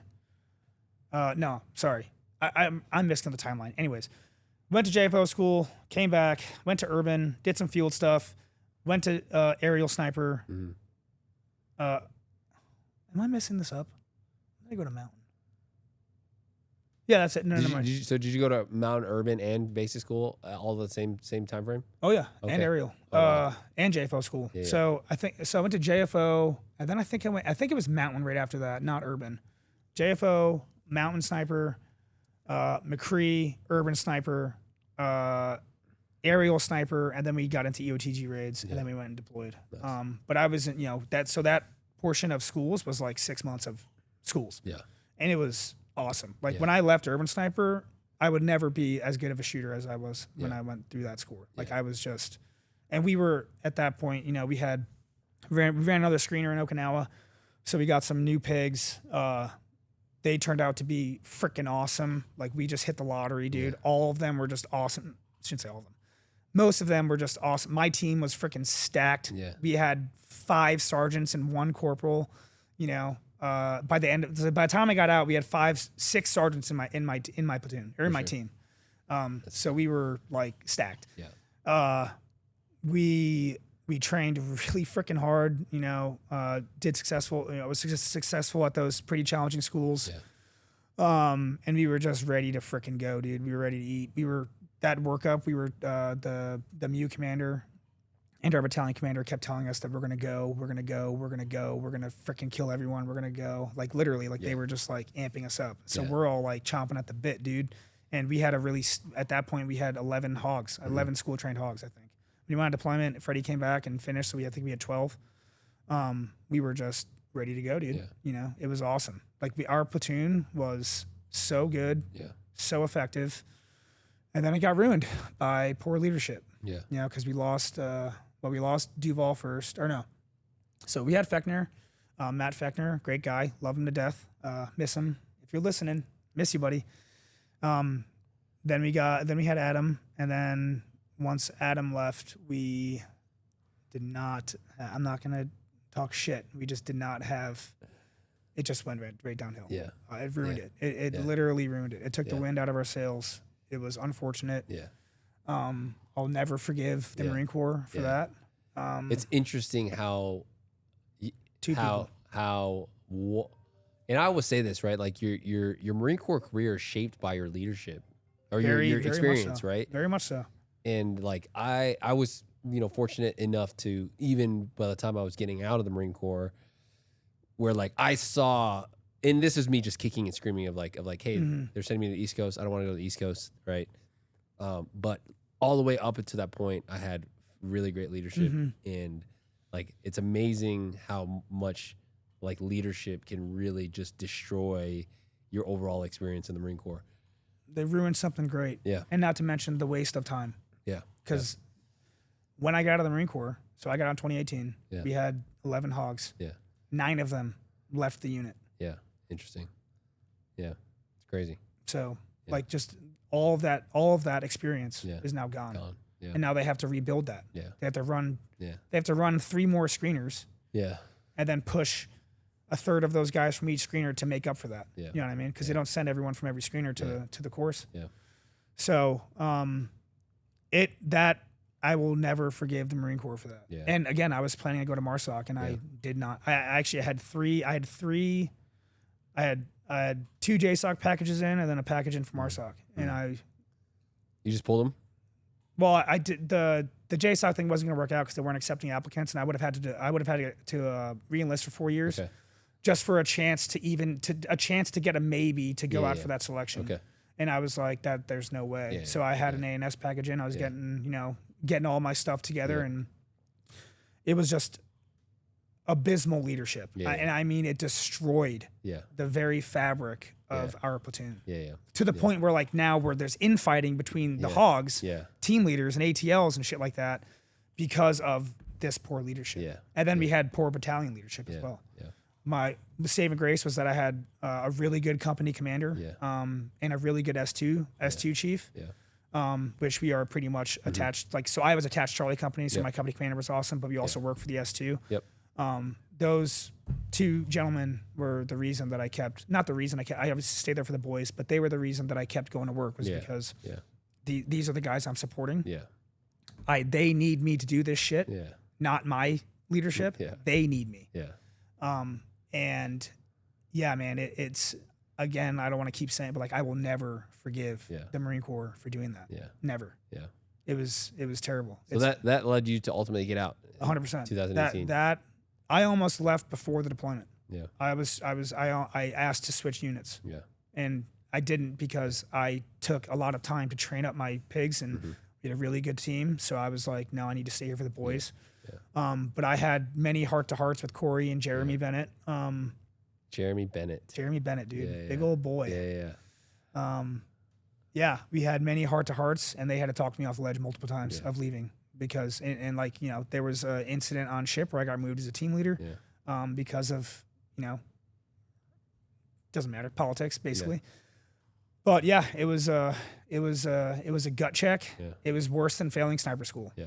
It completely changed my, not in the community, but like as a Marine. Yeah. You know. Yeah. Because I'll always be a sniper. Yeah. But I'll never be as proud as being I am way more proud of being a sniper than I am a Marine. Yeah. Like. Yeah. And that's forever. For sure. You know. The Marine Corps has become a political, bureaucratic arm, and that's not what it's designed to do. Yeah. You know. So that really sucked. Not to mention the fact that we were talked up, you know, by colonels. Yeah. And they're like, we're going to go into this country and we're going to do our job that you guys have been training to do for, in my case, 5 years. Yeah. Yeah. So, yeah, once all those dominoes fell, dude, it was like, nope, I'm done. Yeah. Getting out. Leaving it. I didn't leave it behind me, so to speak, but like I do not want to be a part of this organization anymore. So this is 2018. You're you're what, 25? 24, 25. Yeah, 25. So now what was your plan when you decided to get out? Well, I had plans to go to college. And then I got out. I was on terminal and I was like, what the hell am I going to do? So I tried to get into college in California. Didn't work out. Just because of like timelines, like I couldn't get admitted for that semester. So it was like, okay, well, I need to do something else. So I worked at this range there and I was trying to be a firearms instructor, just pistol stuff, you know, an indoor range. That didn't work out either. And I shouldn't say it didn't work out. I applied to a school in Arizona and they were just like, oh yeah, come on in. Like we can accept you like tomorrow. So after living in California for a couple of weeks, you know, scraping by basically, because California's pretty expensive and you're not a Marine. And I was like, all right. So I, you know, moved down to Arizona, went to school. I was dating a chick, so moved down there. And Phoenix area. Tucson area. Okay. Yeah. So I checked into community college down there. I started with a physiology degree. Kind of find out I can't pass biology. Maybe that's why I, you know, again, like my family's all successful. I just don't think I got that gene, the gene to be good at that stuff. Yeah. I couldn't pass biology. Yeah. So I had to kind of like rethink my gears. But I basically changed degrees in the middle of there. And I went to the U of A, big campus down at the University of Arizona. But in the meantime, I'd applied to a bunch of different contracting organizations. Yeah. Just to like, you know, because everyone's like, go contracting. Yeah. You make an absolute shit ton of money, like all this other stuff. And I was still chasing the dragon, so to speak. So I was like, hell yeah. None of them got back to me except one. Yeah. And I think one of the owners was a hog. And I think the timing was that I applied and he saw it and he pulled, like, he was just like, yeah, bring him, like, you know, pre-hired. So I went through the whole hiring process. which is also funny because I failed their vetting the first time I went Interesting. for room clearing. Yeah. And that was also a thing. I don't want to talk about the specifics of that. It's definitely my fault or partly my fault, but it was just weird. The way they ran it was very, very, very odd. Yeah. And you could kind of tell that they were like moving a group of dudes in front of myself and another dude. Yeah. Which is fine. Yeah. But then I went back, everything was fine. Like I passed it, no problem. Yeah. And I was doing that for like 6 years now. Yeah. Yeah. So you did contracting for 6 years. Yeah, and I'm still on the roster. I got, as you know, I got taken off for medical reasons. Yeah. But I did 180 days for about the past 6 years in country. Talk to me about your mental transition from getting out of the Marine Corps, right? And it seems like in a way that you didn't initially expect it, right? I seem to pick up on the fact that you probably were going to be a lifer. I was ready to continue down that path for as long as it possibly took for me to. I don't want to say what I'm going to say, but I'm going to say it. Like for me to go to combat. Yeah. I was going to stay in until the next war kicked off. Yeah. I was going to continue going until I got that part of my job. Yeah. Till I reached that goal. For sure. And then I just completely gone. Yeah. Like I don't even at this point I don't care anymore. Yeah. Like what are you gonna do? Yeah. That to me is someone being like, you don't need to do that. Yeah. Everything happens for a reason. Yeah. Come to find out. 100%. But like I definitely left shorter than I wanted to. Mm-hmm. I think I say this every day, or not every day, but every time it comes up, I say that if I was offered a spot to go be an instructor at, say, Mountain Sniper, I'd probably still be in the Marine Corps. Mm-hmm. Maybe not anymore because they got rid of the MOS, but I'd probably still be in the Marine Corps if I was offered a slot to go teach there because, I mean, that was the best time. Yeah. Aside from working with the boys and, doing, providing a really good product to the battalion and stuff like that. Mountain Sniper was one of the funnest experiences I've ever had. Yeah. It was amazing. I loved Mountain Sniper. It was a really good course. So I would have loved to gone up there and just live in the mountains and teach guys how to shoot and move to the mountains. Yeah. All the survival up there was amazing, dude. We learned a lot of good stuff. I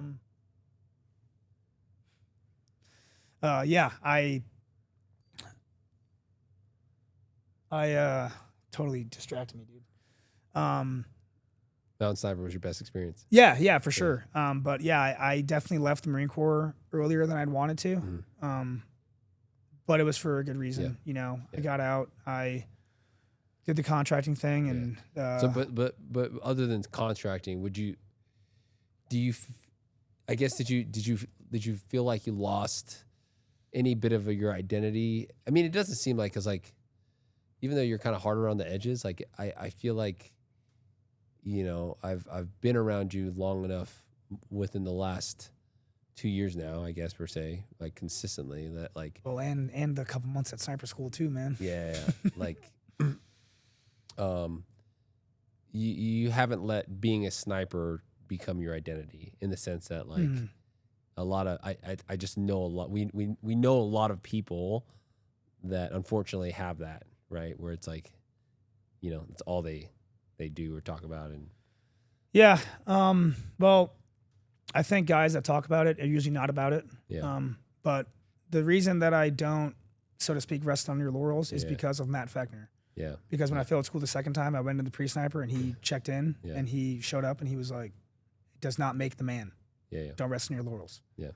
And he's a very, Matt, he is a very, like, he does not get excited. Nope. Everything he says was with the same tone, same directness. Yeah. And he's a freaking stud. Yeah. So you just listen to him. Yeah. And that sits with me to the day. Yeah. So, getting out of the Marine Corps, right? Like, I have my hog's tooth. Yeah. I am very proud of being a sniper. It's a very small community. Yeah. And I put a lot of time into it. We have all put time into it. But it doesn't define me. Yeah. I'm sure I could still be a sniper in the Marine Corps, right? If you get drafted, dude, like, sign me up. Bring back the MOS, dude. I'll be a team leader, like, no problem. Like, I'd wear that cape again. Yeah. But again, I'm not gonna be like, my whole life is that, right? Like I'd rather be a teacher at this point. I am more passionate about being a teacher than I am a sniper. Yeah. When did that click for you? That and I know I kind of probed you earlier and about yesterday when I asked you what you missed most about being a team leader, and you had mentioned that you loved mentoring your mentoring your guys, which is awesome. When did you know that like you wanted to teach and give back to, whether it's a sniper community or just give back to the knowledge that to whoever is seeking it? Well, I think as an ATL, your job as an ATL is to keep the team like disciplined, in check, ready to go at all times. Yeah.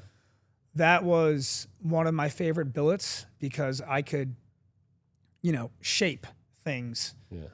But then when you become a team leader, you're now shaping the shaper, if that makes sense, right? Like you are now dictating how you want this platoon to look. You are giving your ATL guidance. Yeah. And, at that point I had a really good platoon, and seeing them grow and learn and like take after me, like do the things that I did, make the same mistakes that I did. Yeah. And then, but also like be better than I was. When I saw my team, like, I'm not going to say all the pigs shot better than I did. Right. But like when I saw them shoot really, really well and like, oh shit, like these guys know what they're doing. Like that's awesome to me. Cause like I always wanted my team to be better than I think I answered this, like, by the time that I got out of the Marine Corps, with my team, and we had, again, 5 sergeants and 1 corporal, 6 sergeants when I got out. But by the time we were operational, when we would go on objective, I wouldn't have to say a freaking word. Yeah. Everyone's doing their job. Yeah. Everyone knows what they're, like, I don't have to say a damn thing. Yeah. And that, to me, was awesome. Yeah. But seeing my team grow as a unit, but also as individuals, that was when it clicked. That was when it was like, okay, this is what I should be doing, and then, I don't think, the instructor thing I think isn't easy. Everyone gets out, every veteran that's been in the infantry gets out. It's like, I'm a firearms expert. I can be an instructor. But, when I came to, when I came to Arizona and we ran those classes, I think, I was there like just adjunct, right? Yeah. And I don't know if you remember this, but I was pretty much like stuck with like a couple. Yeah. Do you remember that? Yeah.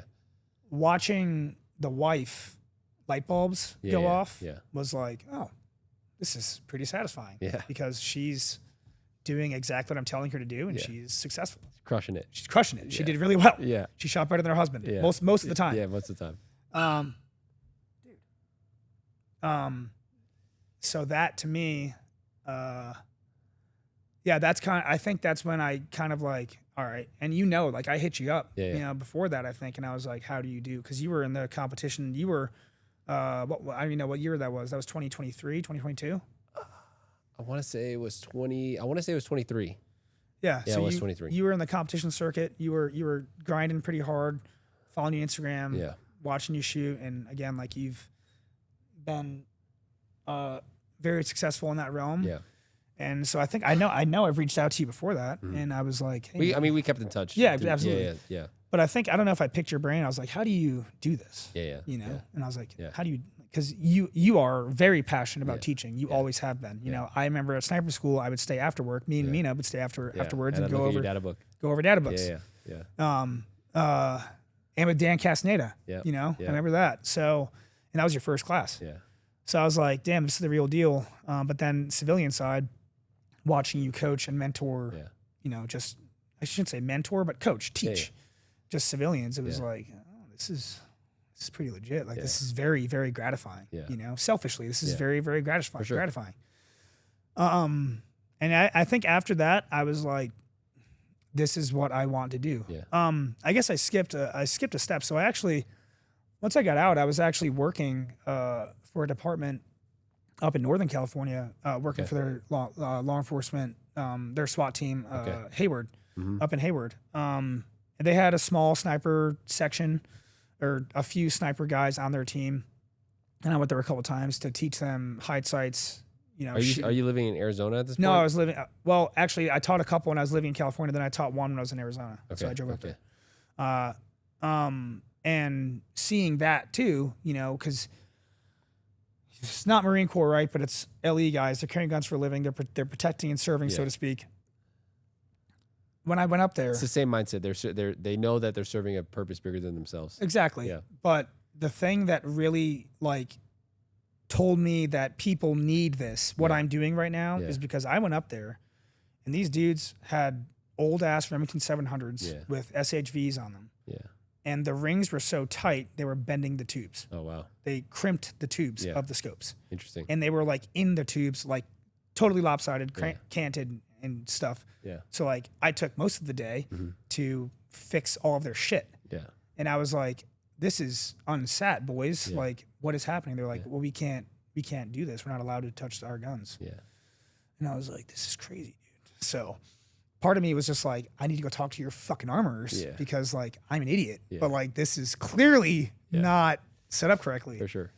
And I think, you know, that and then working with you guys, you know, in Arizona, I was just like, yeah, this is it. Like For teaching and training. Very, very passionate about it. Yeah. So yeah, I think that's when it kind of like, this is my calling, right? Yeah. So to speak. Yeah. Cool. And then now, I mean, fast forward to that's 2023, 2020, and the end of 2024, call you and say, hey, we're putting this thing together. Talk to me about, real quick on the personal side. So you and Corey, right? You guys grounded out the Marine Corps. You guys are still best friends. You guys bought a house together. Yeah. Horseshoe Bend. Yep. Right. I know. That's pretty awesome. I mean, in you know, when you look back at like, again, the things you're thankful for in the Marine Corps, I'm sure it's Corey himself, right? Like, yeah, he's my best man at wedding, dude. You know, he's given me a lot of, even recently, he's just given me a lot of just, you know, like he's also very monotone. Does not get excited very much. But he's extremely logical. Yeah. I tend to be sometimes irrational. Yeah. He does not have that gene or trait. Yeah. He's pretty calculated most of the time. Sometimes he gets a little emotional, but you know, I'm there at that point to be like, Corey, you're stepping outside of your lines a little bit. That's my job. Like, get the hell. What are you doing, man? Like you know, what I miss most about the Marine Corps is the boys. Yeah. You know, just being around those dudes that were hungry or more hungry than I was. It's just different. Yeah. You'll probably never experience that again. No. Unless you're working with someone that's like on the top 10% of competing, top 1% of competing, you know, those guys are pretty hungry, obviously. But they're not doing it for the sake of defending their country, their loved ones, stuff like that. They're doing it for a medal, right? Which is a little bit different, but it's still admirable because the level of, come to find out, you can't just go into a competition and fucking win it as a scout sniper. You just can't do it. It's not how that works. So, like that, I have a lot more respect. I shouldn't say a lot. I've always had respect for you, obviously, but like seeing a good example, watching you run through the Pro-Am with fucking 4 cameras and then clean stages. It's like, it's insane the amount of work that goes into this. So like, you know, I have a lot of respect for guys that put that drive towards competing. Yeah. The same way that someone put drive towards being good at their job as a SWAT sniper, as a Marine sniper, Army sniper, whatever sniper, anything, honestly. For sure. That competence is what I think. I love being surrounded by competent people. Corey is one of the most competent people I've ever met in my entire life. Yeah. The Marine Corps gave me that, which I'm very, very, very grateful for. But again, like I'll never forgive the Marine Corps for the rest of the shit. Yeah. You know? Well, you briefly touched on your competition, and I'm glad you brought that up because that was a perfect segue into like, you know, this year and you know, last year with the Cadre, you know, to be honest with you, like we were taking shape. Yeah. We had classes on the schedule. We had a really great law enforcement event, which was awesome. It set the pace. Yeah. It did set the pace.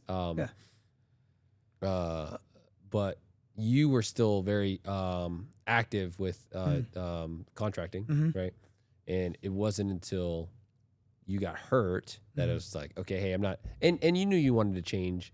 I had told you. You've got a fiance. You're getting married here in about 5 weeks. Which is a whole nother 37 days. A whole nother story in itself.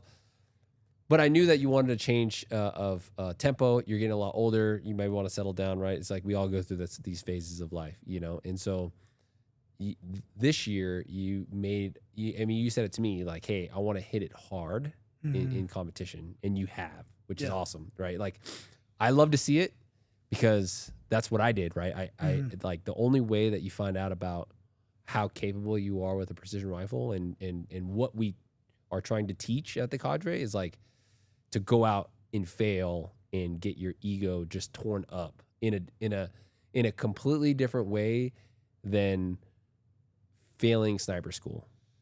Oh, dude. Right? Yeah. Like when you think about it, right? Because like, especially with the fact that, right, you know, you put yourself out there in a little more. So like with all the Cadre videos, right? And public. You're very, very public. You're very public, right? Yeah. You're wearing, as Steve says, a big F off marketing logo on your back, right? And you're wearing it proudly. Yeah. And I told this to every single one of you guys on the invite. You're gonna have a target on your back everywhere you go, right? So it's a different type of stress, but I love seeing it from you because it shows. It shows that like, hey, you like how dedicated you are to the craft of not just being a capable precision shooter, but like I always say, like as instructors, like we owe it to our students to go out there 100%. and fail and see the things that are working, what's not working, so that when you come to see us, right, we're walking you through our failures of like, hey, don't do that or do this instead of that. And it's one of those things that like, I just can remember when I was just like dedicated to like, okay, hey, I just want to grind out like 12 matches this year, right? Unfortunately, like I had Zoe, and I was in and out of relationships at that time, so it was like the aftermath. Unfortunately, was like, without diving too deep in it, like I looking back, I wish I would have had a better throttle on myself, but still, nevertheless, I still have a really great relationship with my daughter. Yeah. But I think it's a great opportunity for you now that you're transitioning from, hey, I'm getting done with my op tempo as a contractor. I really want to jump 2 feet into teaching, right? What better way, right? Yeah. So I had, as you know, like I'd been trying to compete. Just with my schedule, it's like I was gone in the summer, then gone in the winter. And like there's like maybe a couple matches that I'd be able to hit while I was home, but then I'm home, so like I don't want to take the time to travel to do that. So like I just never really, the timing never really lined up until recently when I got pulled off the roster.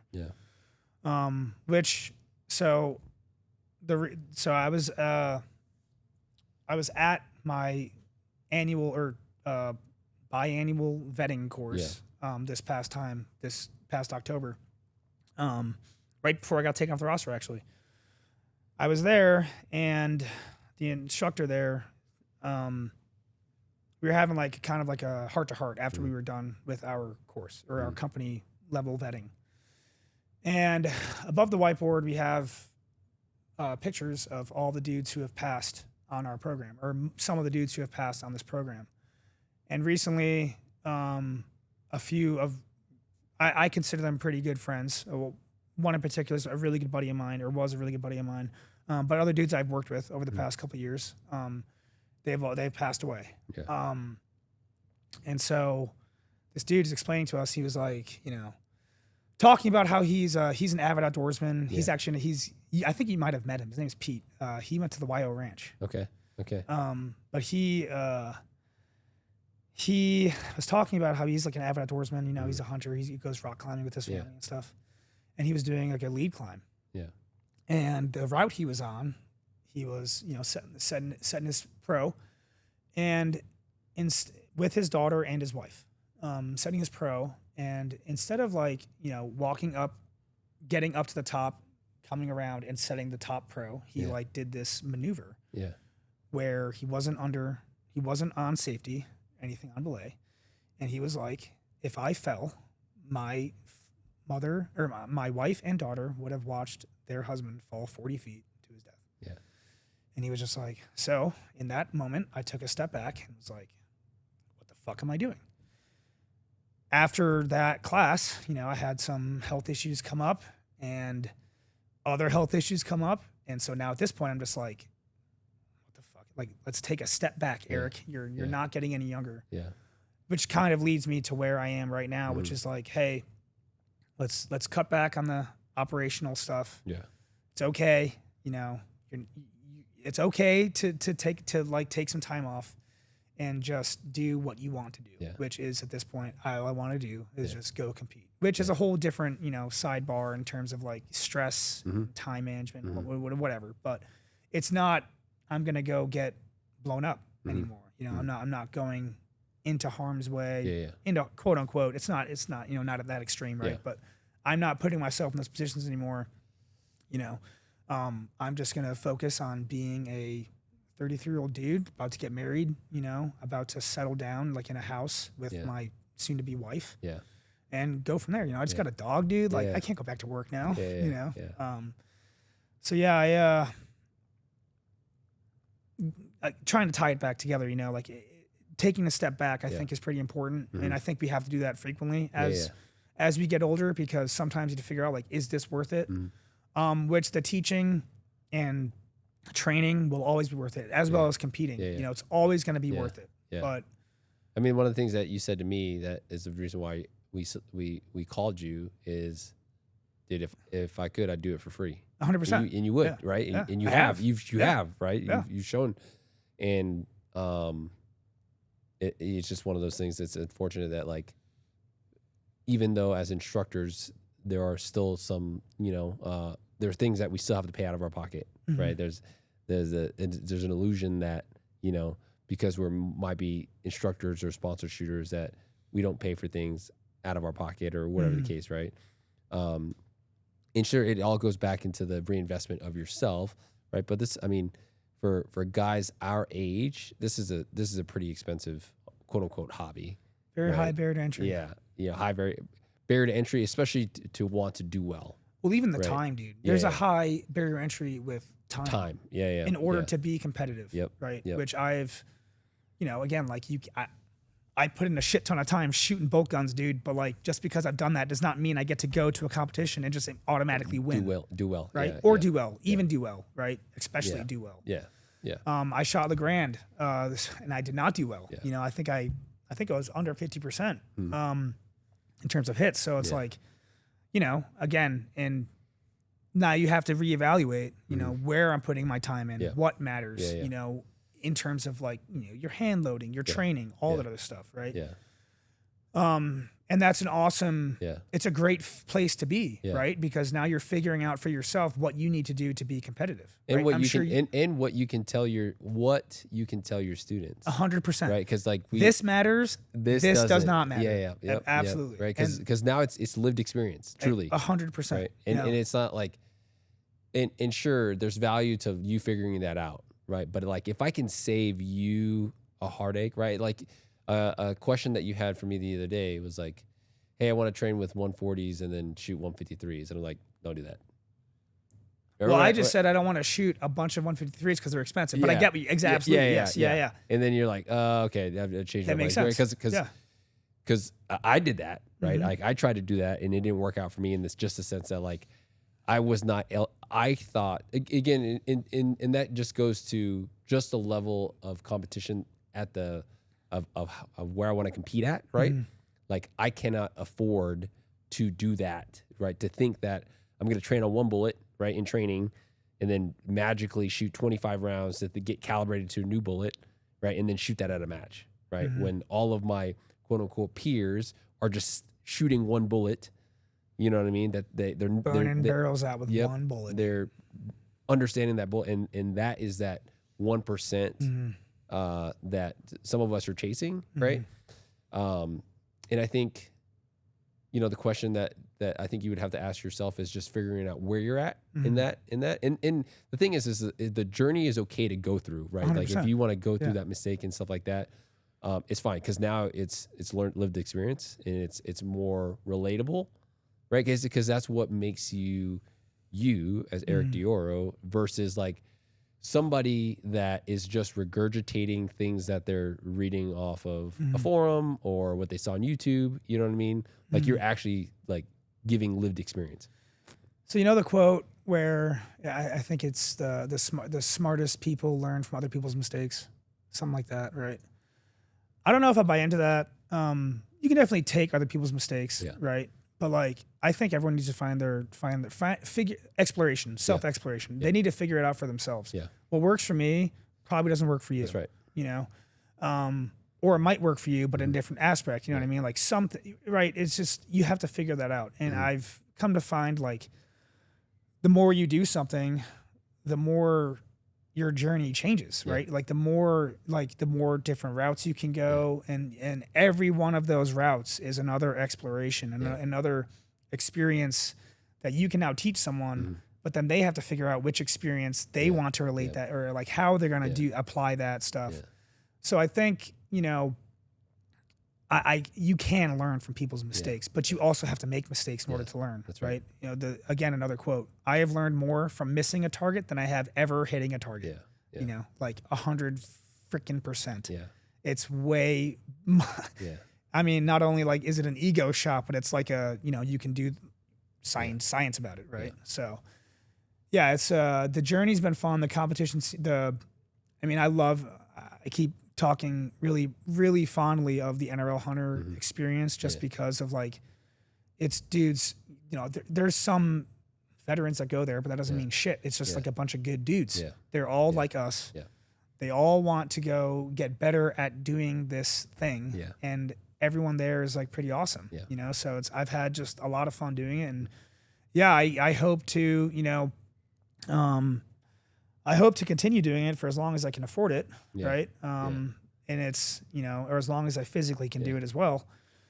But yeah, like I don't think, I don't see that as stopping anytime soon. You know, even if I reach the pinnacle for whatever reason, even if I ever do that, which maybe, but probably not, right? Even if I ever do that, like it's never going to stop. For sure. You know, it didn't stop for you after you got the golden bullet, right? So it's like, you're always chasing that. I never got the golden bullet, but I did win the 2018 finale.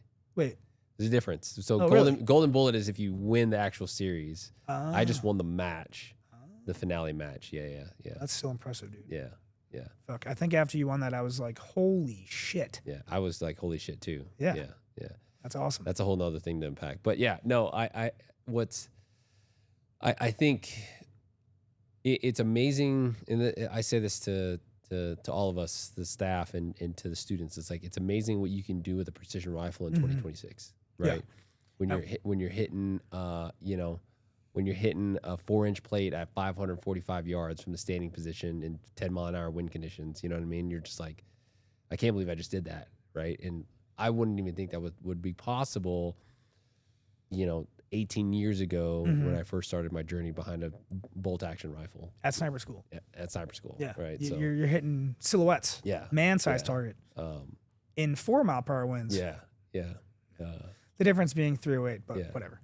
Yeah, it's we've come a long way, which again is another interest that I have in this industry or this community, is because we are. I think the Marine Corps was behind the curve for a pretty long fucking time, and now you're seeing not only the Marine Corps, the Army snipers, you know, SOCOM snipers, all they've been ahead of the curve obviously for a lot because they have better funding, right? But you're now seeing all of these, you know, things we're learning in competition being applied to military doctrine. And it is, you know, these guys are freaking slaying it out there. You know, you're doing the Lord's work, and it's awesome. You know, like, so it is something that I want to continue to be a part of, especially in the training sphere, because if I can make, you know, I love teaching LE, right? And I hope one day to be teaching the military again. I really, really do. If the Marine Corps sniper MOS ever comes back, hook us up, dude. Like, seriously. But I really love teaching those guys because they have a very similar drive to what I did, you know, when I was trying to be good at my job. And, you know, you get that same drive at competitive shooters, right? That's why I like the performance classes, because these guys are all there to get better. Right. And you want to you essentially want to match them with the same energy they're giving you. 100%. And like when they shoot well, it's like, I have to freaking shoot well too. you know? So I really like it. It keeps you honest with yourself. It keeps pushing you, you know, because we don't want to get complacent, you know, like it's man, it's a good thing to be a part of. And again, I'm honored to be a part of the cadre with working with you guys because, you know, you guys have all done it, you know, and it's just a really good place to be for me. Like I'm very fulfilled, very fulfilled. You know, I wouldn't change a fucking thing, you know. Let's shift gears here a little real quick. Talk to me about your upcoming wedding, your best friend that you're about to marry. What do you think she? How do you think Brianna is able to keep somebody like you on her toes or in check? Keep me in check? I'm keeping her in check. Brianna is she's probably the best thing to ever happen to me, and that ain't no shit. Like she does a very good job of keeping my head very straight. She's very supportive, which is, you know, you can't have it any other way. Honestly, it's just not going to work out. Especially for guys like us that are traveling or doing all this stuff, you know. She doesn't understand a lot of it. You know, she doesn't understand, like, you know, what I did in the Marine Corps. Like, I don't talk about it. She didn't know it. She to the day does not know what I did contracting. And she'll never know. Right? So, but yeah, having her in my corner, makes it a lot easier for me to continue to not to want to do this, but to do this. For sure. I obviously would, if it wasn't the case, I'd have to choose, right? You know, but I think I've made this joke, you know, like, not a joke. I think I said this the other day. She'll always be my mistress to being a precision rifle shooter or a sniper. And that's, you know, I am very, very passionate about being a long range rifleman, right? But I am also very passionate about my soon to be wife. You know, she deserves probably more than I can give her, right? And I hope to live up to her expectations. But she also, I expect a lot of her to deal with me. But she, you know, she nails it, dude. She's, you know, she's a great support system. You know, I try to get her into hand loading to even like help me hand load, but she doesn't want to do that, and that's fine. But you know, as long as she's there, at least to tell me like, hey, good job, or hey, like you suck. You know, like that's good. We've always, when we first started dating, part of, I don't want to say agreement because it's a strong choice of words, but like our relationship philosophy, for lack of a better term, was basically like, we're never gonna not call each other out in our bullshit. You know, we are always going to, if one of us is making a smart decision, we are going to support one another. And if they're not, you have to tell them, right? And so far, she's just been incredibly supportive. She's been a real rock for me, you know, like, and she's been going through it. She's had some life-changing experiences in the past few years since we've been dating. And, you know, I hope that I have been the rock for her as much as she has for me, even if she doesn't think that she's the rock for me, like she really is, because I can come to Wyoming to teach a week of classes. And then come stay another 5 days to help. And stay however long. And I know she's going to be just fine. You know, I know she's going to be able to take care of herself. I know she's going to be able to take care of her house. I know she's going to be able to manage, you know, and eventually she is going to come, you know, to these classes, and she's going to hang out and, you know, whatever, but she's, you know, just busy with the wedding and stuff like that. But yeah, that's coming up, dude. June 6th in Flagstaff. We actually just had our 4-year anniversary yesterday of being together. So it's, man, yeah, I don't know if she knew what she was getting into when she started dating me. Cause I was still, I was like contracting. Like I was working a shit ton when we first started dating. And, that's another reason, you know, that's another thing I had to take a step back for, you know, it's like, I'm trading time for money, and I'm missing like these chunks of time I'm missing with I don't like the term partner, right? Yeah. She calls me her partner all the time. I'm like, I don't like that. Yeah. I'm your fucking husband. Yeah, Like yeah. I'm your fiance, Yeah. right? Like I don't like the term partner, but she is my partner. She Yeah. is she is who I'm choosing to walk through this life with. For sure. And if I didn't have her, Yeah. I don't know if I could do it. Yeah. Just because, I think we all need someone, Mhm. but if it wasn't her and if she wasn't exactly who she is, dude, Yeah. I don't think it'd ever work out. Yeah. Because the amount of patience that woman has for me is just, she's a fucking saint. Yeah. So, Yeah. I always say that, all of our significant others would enjoy each other's company because of the shit that they put up with us. You know what I mean? yeah, they get to talk shit. They get to Yeah, have a group yeah, circle and yeah. just talk. Yeah. So I know that I always say that I'm excited for Claire and Brianna to meet because I'm sure they'll get they're gonna along. hit it off. Yeah, just Yeah, fine. and Nina too. Yeah. I think all of them. Oh, Nina, And yeah, Joelle, she's great. Yeah. They're all great women. We all have a really good support structure, which we would be fools to not appreciate, or at least, well, fools not appreciate it, but like fools not even recognize it. Sometimes you just don't know what you have. And I've been doing a lot of inward thinking in my 30s, especially contracting, right? Because like when I'm at work, you have a lot of fucking downtime. Yeah.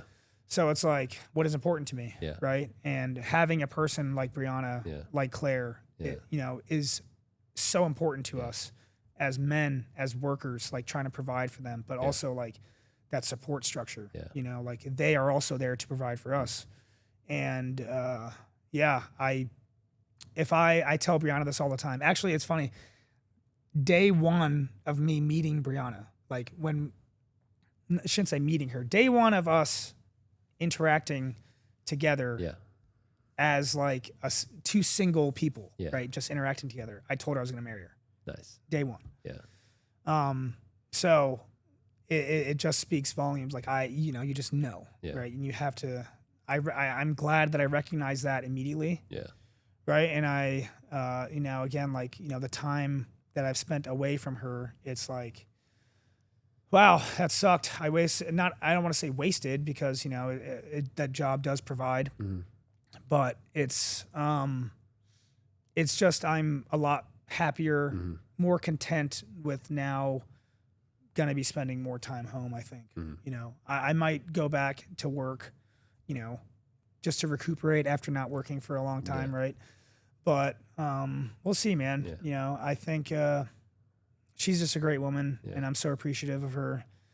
Again, just to reiterate, I don't think I could do it without her in my corner.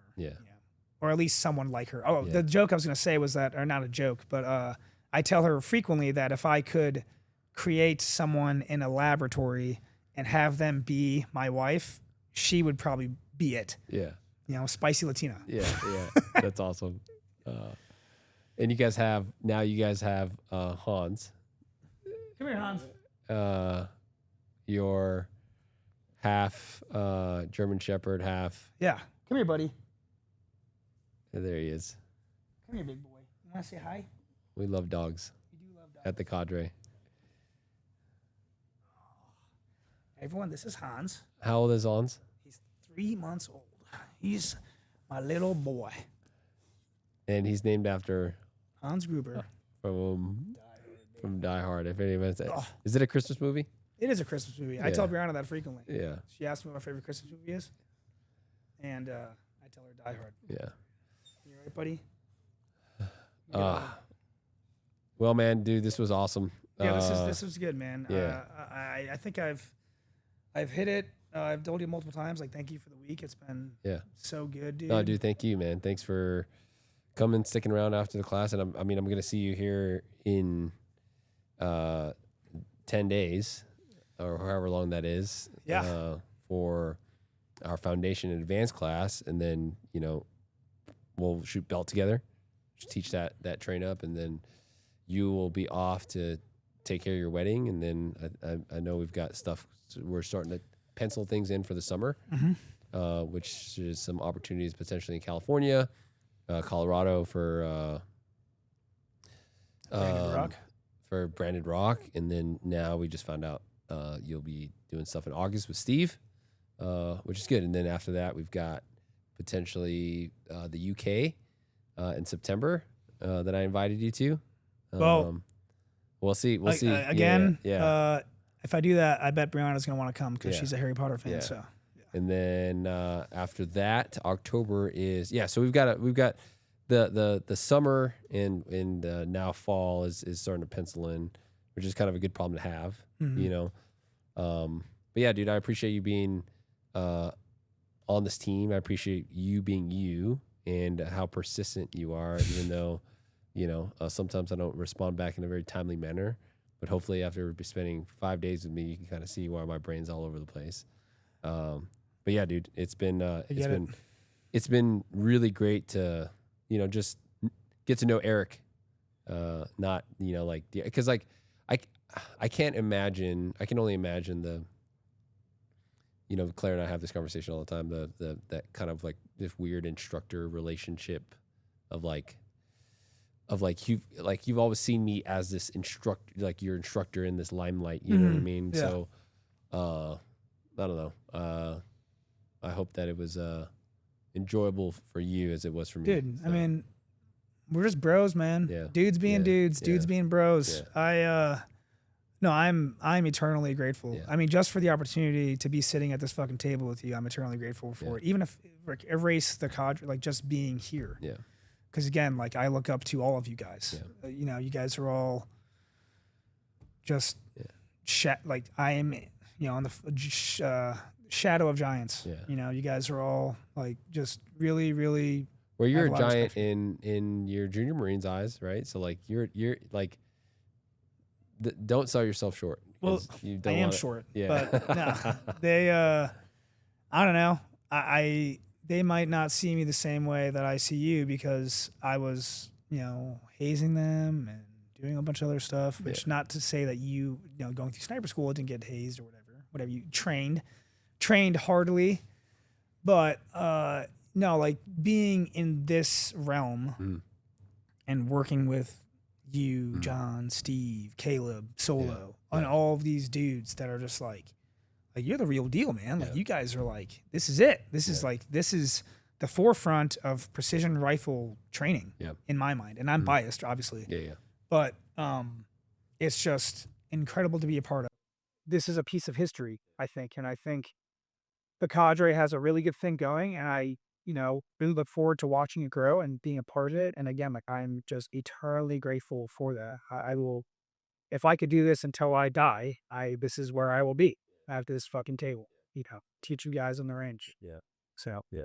I appreciate it. But yeah, dude, it's fun to share that, continue to share the information. So I'm excited for this upcoming class and just belt, you know, because I'm sure we'll get our asses kicked in Montana, but it'll be another experience that we can add to our fairy tales. Yeah, those are matches right after there too.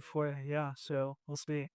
Cool. Well, guys, hopefully you guys enjoyed this podcast. Eric, thanks again for opening up to us and to the audience about your background, and hopefully what a lot of people can take away from this is, again, just the resilience or stubbornness, whatever you want to call it, that you had to, you know, do whatever, like, you know, I say, do whatever it takes to accomplish your goal, right? And then once, you know, you realize, hey, that was the top of that mountain rule, there's, you know, 3 greater ones. What's the whole climb? Right? There's all to with hell. I mean, I think right now what that journey looks like for you is you know, seeing how proficient you can be with a precision rifle while being a teacher at the same time. You know, because I don't think there's enough of that in this space, right? Of like guys that are willing to put their money where their mouth is, right? Because it's a hard thing. It's a hard thing to go out and fail, right?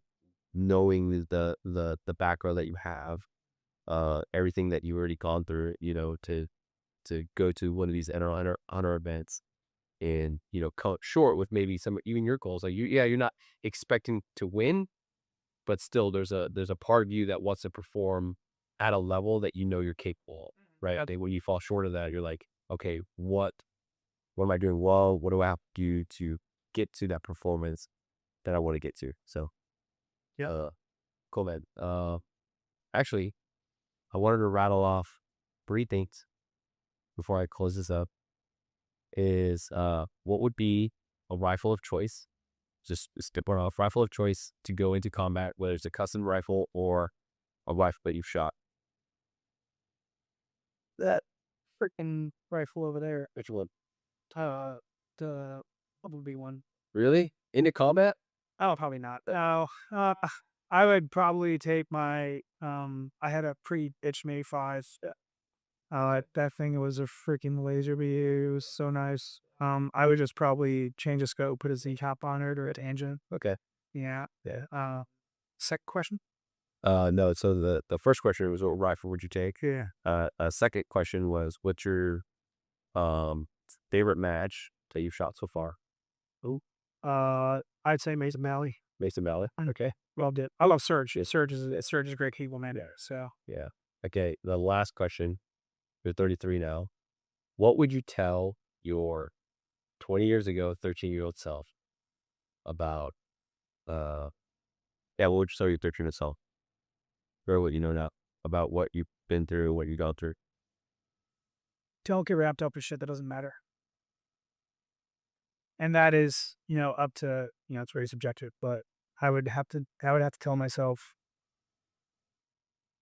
think differently about what matters. Take time to understand what actually matters and what doesn't. Sure. That's good. That's good advice. Yeah. Cool. All right. That's all I had. All right. Appreciate you guys. We'll see you guys in the next episode. And yeah, keep your face on the go.